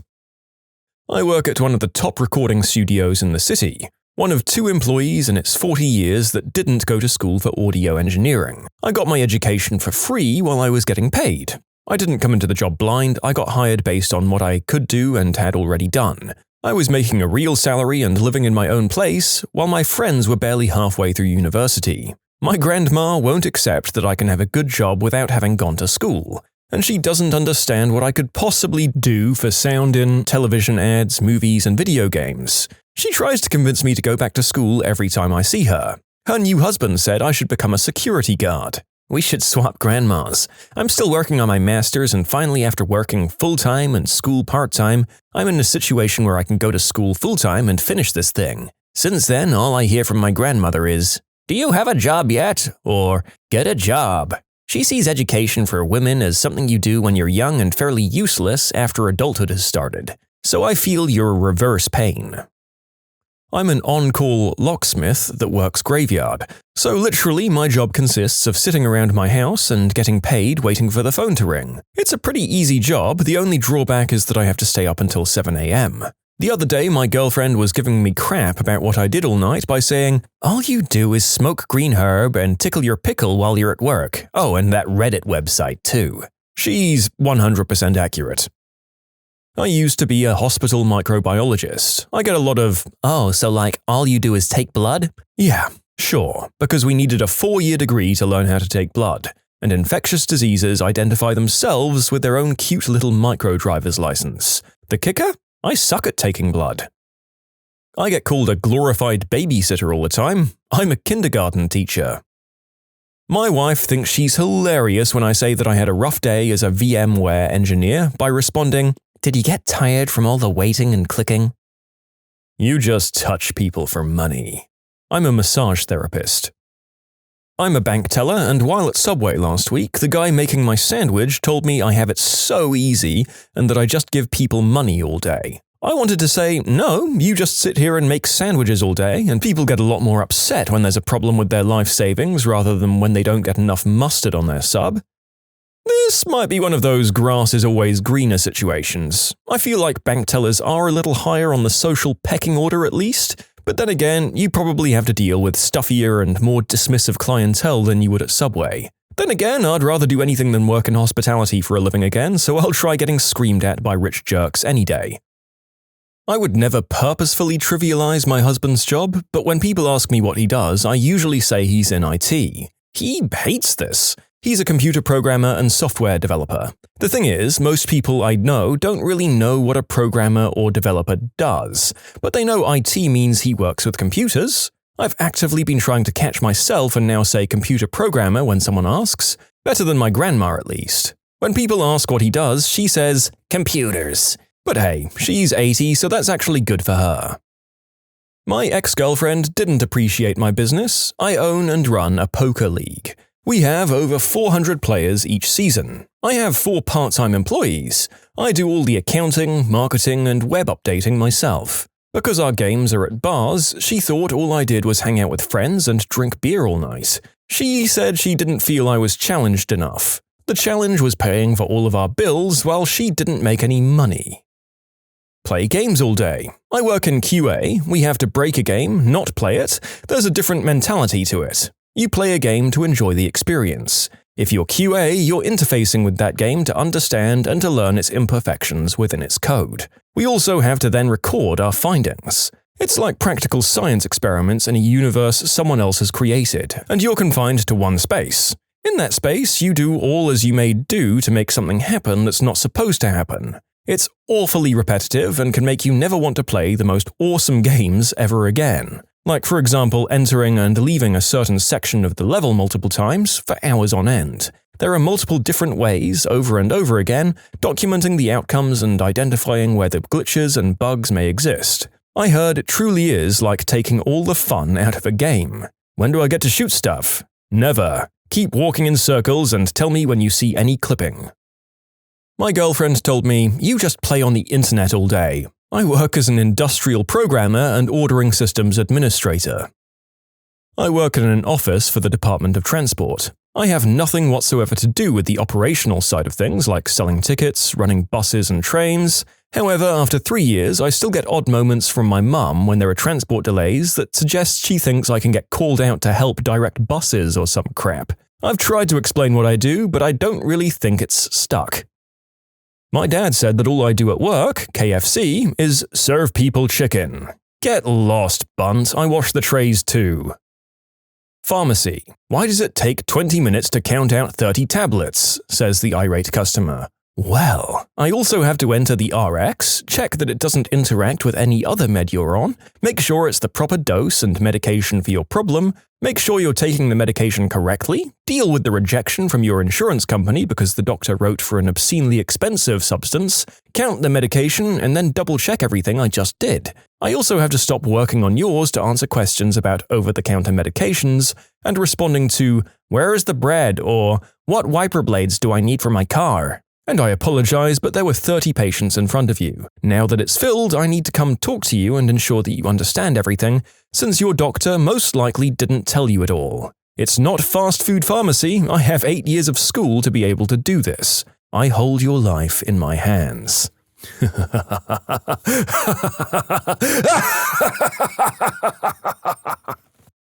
My dad filmed a video of my sister massaging a horse. She's a failed horse massage therapist. And then he told me my job was easy and he didn't see why people pay me so much. I'm a high-end surgical videographer.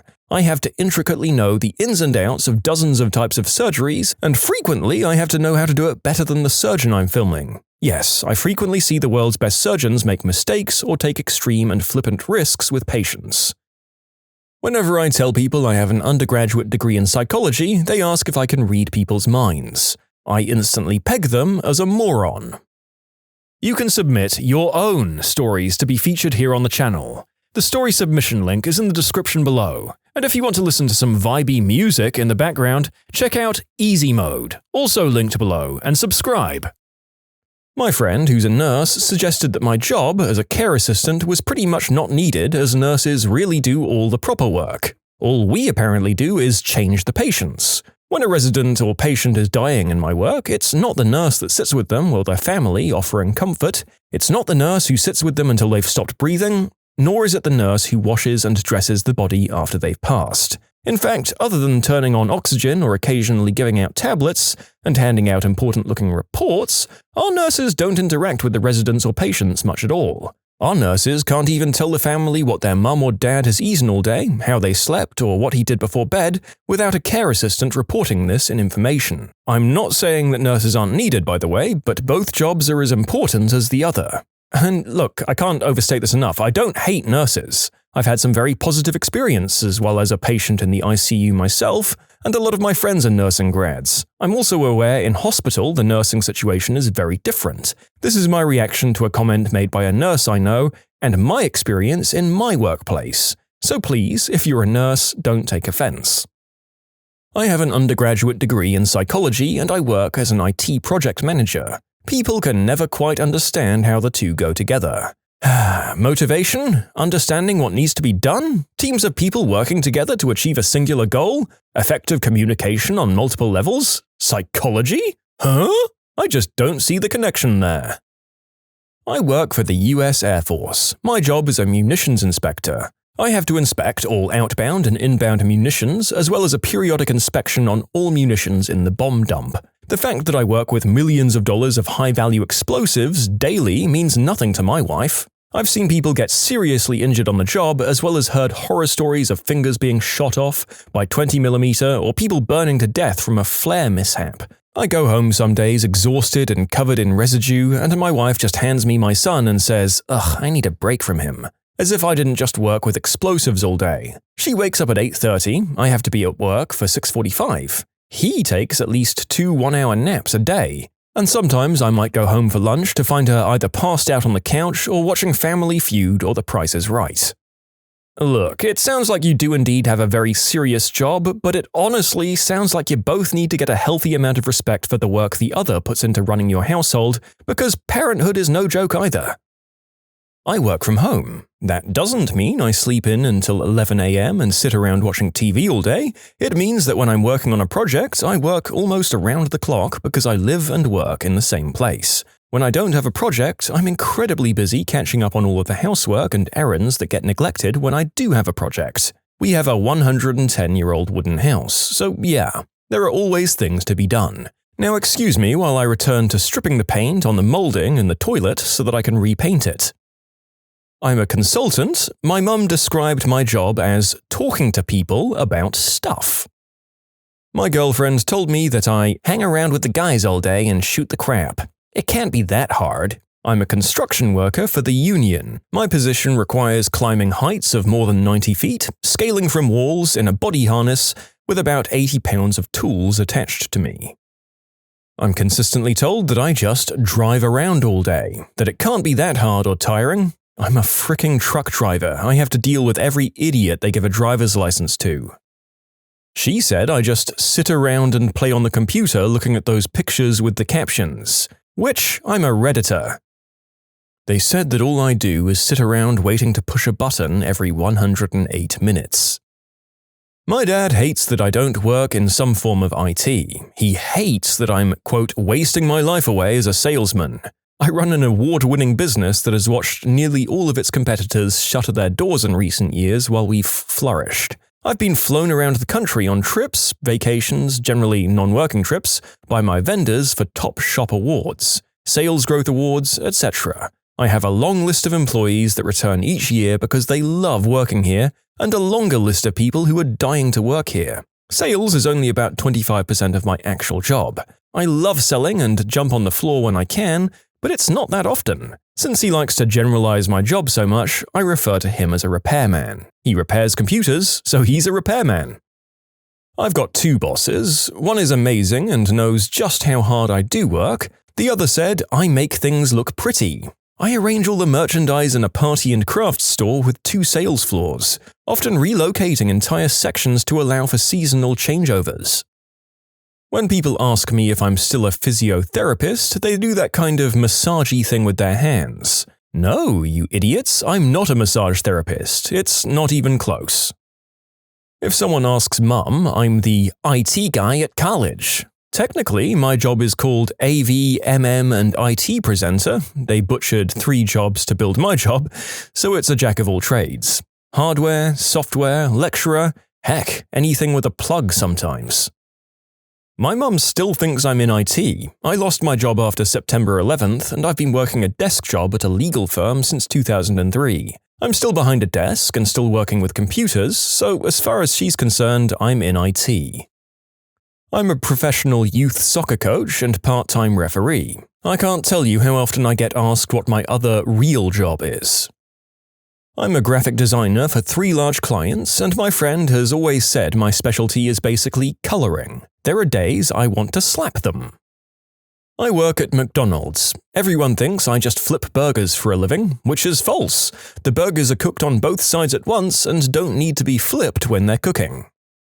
Audio and video integrator here. I design systems for video conferencing and presentation systems for Fortune 500 companies. I also develop the software to control all of these systems, AMX and Crestron. My family thinks I sell TVs. I'm an MI analyst. Most people don't know what that is, so they just say, he messes around with computers, but if you need help with Excel formula, he'll do it for you. There was a project manager at my last job who said I was Neo from the Matrix because I could look at pages of code and instantly understand it. I thought that was pretty awesome. Even altered my SAS preferences to display green code on a black background, but it looked pretty horrendous, so I switched it back eventually. I have a BS in mathematics. My father always used to introduce me by saying, "This is my son, he's in school for math. He can count really, really high." When I was the head line cook in an 8-person kitchen, my dad wouldn't let me cook for the family at home because according to him, all I did at work was cook French fries. He refused to believe that any employer would ever put me in a position of authority over anyone else. When I stacked hay as a summer job in my younger years, I'd come home every night exhausted and my mother would angrily tell me that I shouldn't be tired because throwing grass, as she called it, was easy. Added to that, she convinced my dad I was on green herb, and that's why I was tired all the time. I'm a musician/audio engineer by trade, which really means I tootle around on Reddit all day. I mean, the narrator feels called out. I'm also technically an audio engineer who is on Reddit all day, but I'd like to point out that's rather specific for the job I do on this channel. But yeah, what this person's joking about is actually accurate for me. For centuries, men have grossly minimized domestic work, hence the term the invisible economy.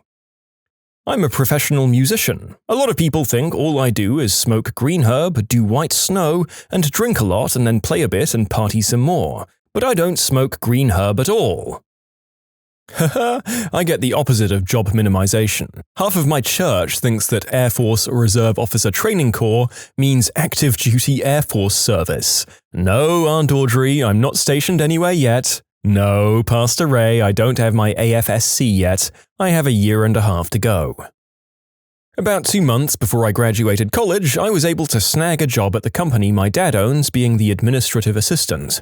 Obviously, this is a bottom-rung position in the business world, but you have to start somewhere to move your way up. I got my foot in the door because my dad owns the company, but I was hired and I'm supervised by a different person completely. Getting this position was a huge accomplishment for me. I was at a party my friend had invited me to when I was asked what I do for a living by one of my friend's friends. I was finally excited to answer the question because I'd finally started a professional career, like not being a server or cashier. My friend, however, didn't even let me answer and instead interrupted me by saying, "Oh, she just works for her dad." I still feel upset by this comment she made. She completely undermined my accomplishment and my job. I've since moved my way up in my career and now do HR for the company. I may have gotten into the company because of my dad, but I worked my way to where I am because of me.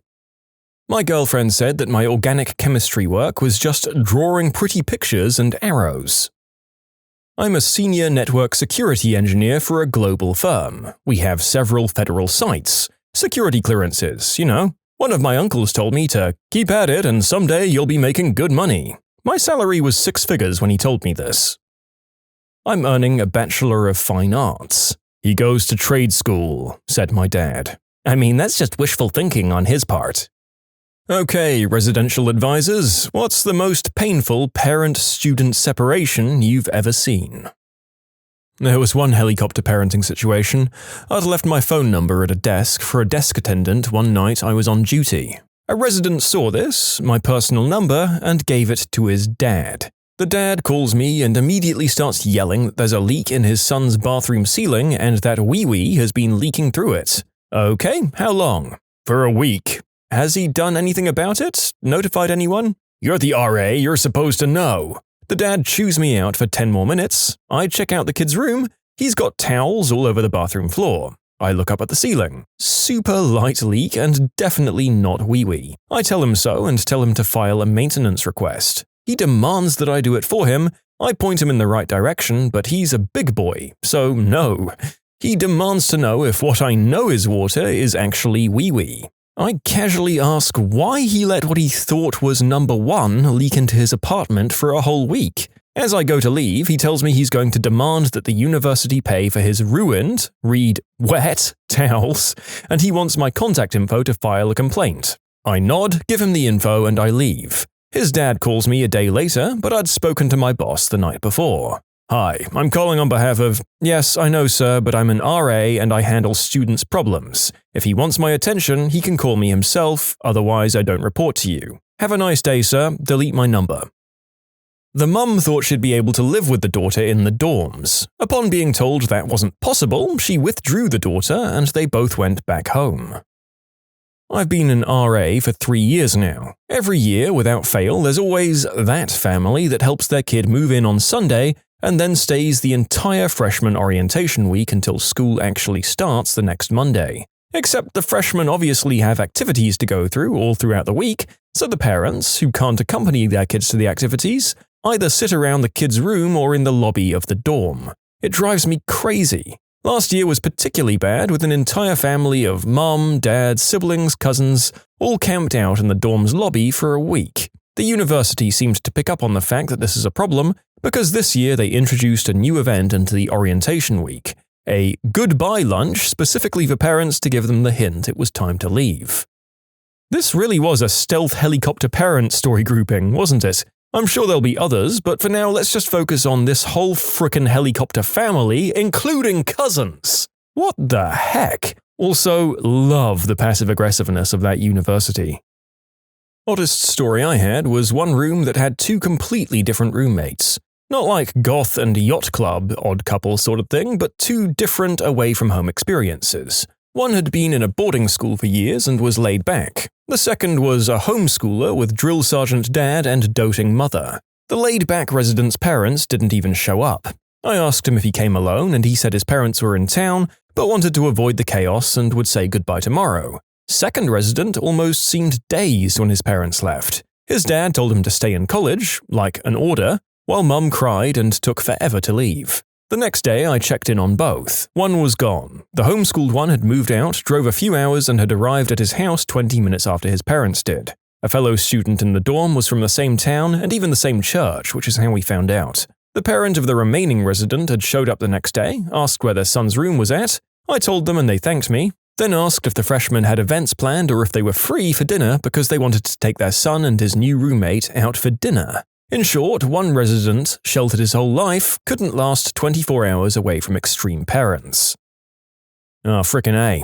I had one of those living across from me, only it went on for an entire year. Excuse the wall of text. In New Zealand, practice is that you're only allowed in the dorms during your first year, or if you have a disability that living on campus will be helpful for. And we say halls of residence, or halls for short. Disabled students always get first dibs on the ground floor dorms. Internationals get self-catered kitchen dorms. Out-of-town New Zealanders get randomly given the leftovers. And lastly, the locals get what's left, if there's anything. And as my uni could only house slightly under 2,000 students but would get well over 4,000 applicants, very few locals ever got in. So the fact that my hallmate and neighbour managed to snag a room despite living a 30-minute drive away within the same city was surprising and impressive. Her national sports comps were probably what did it. Cut to night one in the halls. It's just after 4 a.m. I hear banging on my door. I unlock it, my hallmate sticks in her head, turns on my light. Tosses me her key, tells me to watch her room and leaves. I only met her like 2 p.m. the previous day, so I was thinking, what the frick has she trusted me for? And she didn't even lock her door when she left. It was wide open, with almost everything still in it. At 5 a.m. in a building with 30 other people, many hungover or still drunk, who became the infamous building for door handle theft. My anxiety was through the roof. She came back just before lunch, got her keys, ate a salad, explained nothing,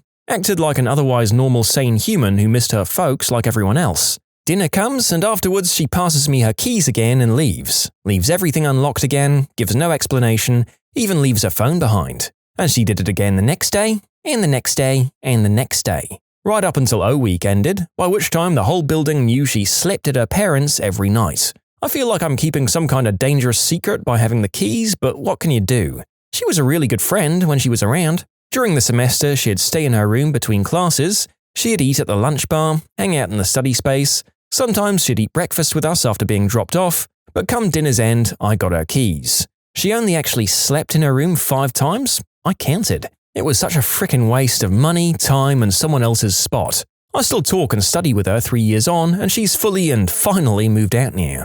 She'll still give me her keys if she leaves on the weekend, despite now having roommates, a boyfriend, and her cousins living a few doors down who'd all be better candidates. I've just resigned myself to it, though I still don't know why I'm the chosen one. I'm too scared to ask at this point. More funny than sad or bad, but this happened when I was moving into the dorms in my freshman year. I'm the second child in my family, so my parents had already gone through it once. My dad saw another father on move-in day who looked like he was on the verge of tears. My dad, trying to be friendly to the stranger, went up to talk to him. "First kid going to college?" "No, it's just that I went to Michigan and my daughter's going to Michigan State. It's really hard for me." When I was an RA in 2014 through 15, one of my residents was 27 or 28 and was still having a hard time moving out of the house. But not because of her emotions. Her parents came over every night for dinner. They were over an hour away and they kept on trying to get her to drop out and move back home. It became really hard for her. It got to the point where she asked me and the other RAs to tell her parents that she was out when they came to see her. They got mad since the first time we had to tell them that. She didn't know what she was going to do after the school year ended, but that she didn't want to move back home. She just wanted to be free from them. My God, I mean, this sounds like a job for the Witness Protection Program. Or more realistically, an intervention by a therapist. Who am I kidding? If they've made it this far, it's going to take them a miracle to stop getting involved. A friend's dorm had the worst case of parent-student separation that I've ever seen. You see, there wasn't any separation. At least there wouldn't have been if the mother had had her way. The day after move-in, the girl's mother showed up in the middle of the day and asked for keys to the daughter's room. Yeah, no. Then she wanted someone to come with her upstairs and let her in. She was only there to get her daughter's dirty clothing. Why can't she do that? Still no. After 20 minutes of arguing, the woman left a note and told the poor guy at the front desk that it wasn't the last he'd heard from her, and insinuated that he was some kind of prevert or unspeakable act offender for covering the desk in a woman's dorm. She said he'd be lucky if firing and being kicked out of school was all that happened to him. When the student was informed, she seemed totally embarrassed, apologized for her mother, and said that it wouldn't happen again. 2 days later, the woman came back at 5:30 in the morning, shoulder-surfed the passcode to the building, and then, when her child wouldn't answer calls from the lobby phone, she snuck upstairs when one of the residents was leaving. She woke up the entire wrong floor of people by banging at the door to an empty room, and eventually got escorted out by my friend and public safety. But I just want to take my baby out for breakfast. How am I going to know she's eating right if I don't? I'm her mother and I pay for everything, so you can't make me leave. I'm going to sue you. You're trying to keep me from my baby. Public safety had to keep one of their staff in the lobby 24/7 for the next 3 weeks. It would have only been a few days, but scuttlebutt was that she tried twice more, including once in disguise. And by disguise, I mean sunglasses, a baseball hat, and a set of university sweats.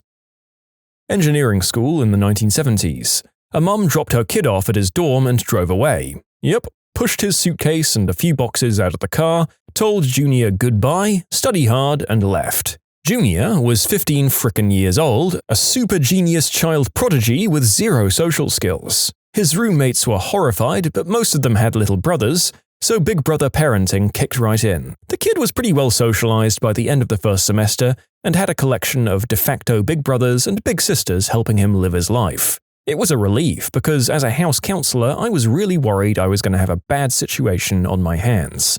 I didn't need to do anything at all. I did buy the older guys beers a few times to thank them. I had to tell the parents of an 18-year-old freshman that I'm not allowed to key you into her room to set up a surprise party. Even if Mum is paying for the dorm, it's a legal thing. Mum was angry. She called her daughter, who then agreed we should have keyed them into her room because Mum is paying. Sorry, still not allowed. Their roommate talked to me privately. She's very pleased that we didn't let strangers in while she was doing the deed with her boyfriend, and that is why we have rules. You can submit your own stories to be featured here on the channel. The story submission link is in the description below, and if you want to listen to some vibey music in the background, check out easymode, also linked below, and subscribe. I worked in housing. I think the worst was the overprotective mother. She constantly called her son, who ended up not answering after the third call of the day. The mum would call his RA, who'd go into the student's room and tell him to call his mum. If he didn't do this, she called the RA again and had this on repeat. It hit its climax when the mother couldn't get her son or the RA on the line and called the office in a fit of panic that her son had done substances and died. Nope. He was just playing pool and ignoring his phone. I think the director of housing stepped in at that point and we didn't hear anything after that. This kid's mum left him a $100 Subway gift card for food. He sold it to another freshman for $20 to buy alcohol from an older student. He then proceeded to spend the next 2 weeks begging food and money from people. In addition, any legal issues or housing violations we had, this kid just happened to be around for them. Never really the perpetrator, but he always seemed to be there. Had a neighbor a couple of doors down in my freshman year that moved in and immediately started taking green herb in his room in the middle of the day with dozens of other freshmen and parents still milling around the floor moving stuff. My roommate and I walked by and tried to tell him to keep it on the down low, but someone had already called the cops. The guy got a possession and paraphernalia charge and had to go down to the station, then attend an academic council. He barely scraped by but was able to stay. Sounds like the guy could have benefited from a little more helicopter parenting, to be completely honest, if only to knock the damn thing out of his hands until things quietened down. My RA time was in the early 90s. The worst I saw was a guy who cried for 4 days after his mum dropped him off. It was the first time he had been away from home and had been extremely sheltered and couldn't handle being alone. It took a while, but his roommate was friendly and a genuinely nice guy, and he helped him acclimate. The second wasn't necessarily separation issues, but a fight between a father and the roommate. His son was hetero, and he and the dad were both strict Christian and macho stereotypical jock types. He saw the posters that his roommate had up, mostly muscly men in Speedos and musical posters. They both went ballistic and started attacking the poor kid. He stood up for himself and they jumped him. It took me, the other RA, and 3 other guys from the floor to pull them off. We ended up kicking him out of the dorm and he was reprimanded by the university. This was over a decade ago. Mum and Dad moved their daughter onto my floor. Most parents arrive and leave within 3 to 4 hours. This family were one of the first to arrive at 8:30 when the doors opened, and they spent the morning decorating. I was busy, so I said, "Hi," and kept on trucking. They took their daughter out for lunch and got back at like 2 p.m. It's a very nice send-off so far. At 4 p.m., they were still there. The room was decorated, the daughter and dad were just awkwardly sitting there, not sure of what to do, but the mum was fussing back and forth around the tiny dorm room. At 6 p.m., I was rounding up anyone who wasn't already down for dinner to make sure the introverts didn't just hide in their rooms on the first night. This family was still sitting in this room together. So I said, "Hey, we're all going down for dinner. Ashley, would you like to join us?"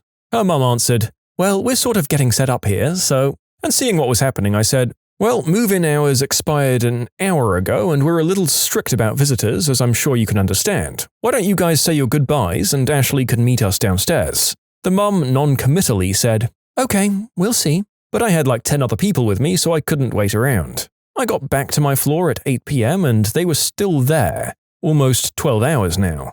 I was trying to be polite and compassionate for the mum's sake, but I told them the parents would need a visitor's pass for staying the night if they wanted to stay longer. The mum didn't say anything to me but confirmed that she'd heard the message. About 20 minutes later, the parents left. I talked to Ashley and she said her mum was really overbearing. I introduced her to some of the other girls who might run in the same cliques, and she settled in really well after that. This mum ended up being my freaking nightmare for the first 2 months of that semester. Not an RA, but on the move-in day of my first year of uni, one of my 5 flatmates called us all into the kitchen to demand that we each let her 2 parents, 4 siblings, and 4 grandparents sleep in our rooms for the next week. The kicker? None of them would be staying in her room because she, quote, needed her space. Oh, and the other kicker, her family lives half an hour away from campus. They didn't want to be too far from her in case something happened. This was the first time I'd met her in person, and obviously we all said no to her demands. "How are you going to ensure that my daughter remains a virgin?" I can't do that, sir. That conversation will have to happen between you and her." Oh, I remember the nice dad who came to me asking if I'd seen the box of his daughter's handmade crafts and decorations. He was pretty sad. Someone must have picked it up accidentally, and I never saw it returned. This one is pretty wholesome, in the opposite direction of the worst. The mum was foreign, maybe Italian or Eastern European. She hugs her really tall son goodbye. You can tell it's a huge deal to her. She leaves, and I watch him walk towards his dorm with the biggest smile on his face. Favorite moment from move-in day. Not an RA, but I was involved in campus life and move-in. There's always several students who bring in all their stuff and bring it right back out 2 hours later because they aren't ready to leave. It honestly breaks my heart every time. I've seen one specific person do this 3 years in a row. I think she's living at home and taking community college classes now. We had one girl who lied to her family for months that she had a dorm room. She even showed up with her family and her things, and when we didn't have a room for her, she just broke down and sobbed. Like, holy heck, she had her family drive 8 hours north for this. I don't know how she endured that car ride. Oh hey, did you know my college roommate? It wasn't exactly the same circumstances, but one of my 2 roommates freshman year showed up on move-in day and set up her bed and desk and everything. She convinced her family she'd unpack the rest later, then she toured the campus with them and said goodbye. Then she grabbed the giant box of all the things she actually needed, clothes, toiletries, etc., and moved them to her boyfriend's house off campus where she stayed all year, while still paying for the dorm. It was absolutely bonkers to me that her family never apparently found out. Worked out for me though, I had the space of a triple while only having 1 roommate instead of 2. Haha, well that's one way to get your conservative family off your back, I guess. I think whether or not we think this girl is being a manipulative monster probably lies in whether her family or her were paying and whether she was forced to take this measure by oppressively traditional parents or not. It sounds like the relationship worked out though, at least for that year. Just yesterday, I had some parents who wanted to set up a webcam in the hallway in front of their daughter's room so that they could see when she got back and who was entering her room. Not an RA, but helpful with moving in every year I was at college. Free food, yay! Every day there'd be at least one family who brought a U-Haul, not just the trailer but the full truck, full of stuff that they, quote, can't live without. It was usually someone who was planning on pledging to a sorority and had boxes upon boxes of costumes. More often than not, they were moving into rooms where, after splitting the space with a roommate, they had less space than was in that truck. There was also the people who expected us to do everything for them. No, I don't know what room you're in, and no, I'm not hauling that full-size fridge up there for you. I was an RA for 3 years, and while this wasn't move-in day, it's probably the worst parent interaction I've ever had, and I worked in the school's conduct office as a grad student where parents would call angry because their precious angel broke housing policy. This kid was a sophomore, roughly about 20, and his parents moved him in at the beginning of the spring semester. I went door to door, welcoming residents back and welcoming new residents to the floor, and then I got to this kid's room. The parents were setting up everything for him, and he's standing in the corner just watching with a blank expression. I introduce myself, ask his preferred name, nickname, etc., and ask if there's anything I can do to help. Total silence, and his parents look at me like I'm the scum of the earth for talking to them. Flash forward maybe a month. The kid is having roommate problems, and so after some mediation, they decide to go separate directions, with the roommate moving into a different room in the building. So now, this kid lives alone. I should say that they had a busy schedule and friends in other buildings, so they weren't around much, which is what made this next part of the story very difficult. It was a Saturday morning, in probably February, so we weren't even that far into the semester, and who shows up but this kid's parents? Okay, cool. Coming to visit your kid is nice, right? Wrong. Kid wasn't answering his door, so the parents came and knocked on my door at 7:30 on a Saturday morning, demanding to know where he was. Not being his babysitter, I didn't know, but his parents had stuff for him and asked if they could leave it with me because they didn't want someone to steal it. Being the nice person I am, I agree, thinking, oh, it'll probably be a box of stuff. Again, wrong. 5 boxes of food, clothing, video games, and books later, the parents have left and told me to tell their kid to call them. Now, I go and knock on this kid's door every hour because I have to leave that afternoon and I'm getting no response. I call my supervisor and explain the situation, and we end up calling the campus police to do a wellness check because no one has seemed to have seen this kid in the past 24 hours. The kid finally comes back from the library, he slept there, and he's annoyed that we entered his room. Again, with the police present. Oh no, this isn't the last of it. Since I agreed to hold on to stuff for the parents that one time, every time they'd come to visit, every 2 weeks, and they lived 2 hours away, they'd bang on my door at an absurd hour to demand to know where their son was. At one point, one of my fellow RAs left the building to find the parents in the lobby, asking everyone who came by there where I was because I wasn't answering my door, and how would they know where their son was without me? Truly, the kids suffered from helicopter parents and just didn't like calling them. Go figure. This happened for the rest of the semester, and at move-out, they forgot and left their kid there until 10 p.m. when the dorms closed at 6, and the poor kid was just sitting on the sidewalk waiting for them. In short, I tried to be an accommodating RA, and parents mistook me as a babysitter for their 20-year-old son. When you subscribe, make sure to hit the bell to turn on notifications. Put the playlist on in the background to finish listening to all the stories, or if you want some vibey music to put on in the background, check out easymode. If you like Am I the Genius, give Am I the Jerk a shot. Everything linked in the description.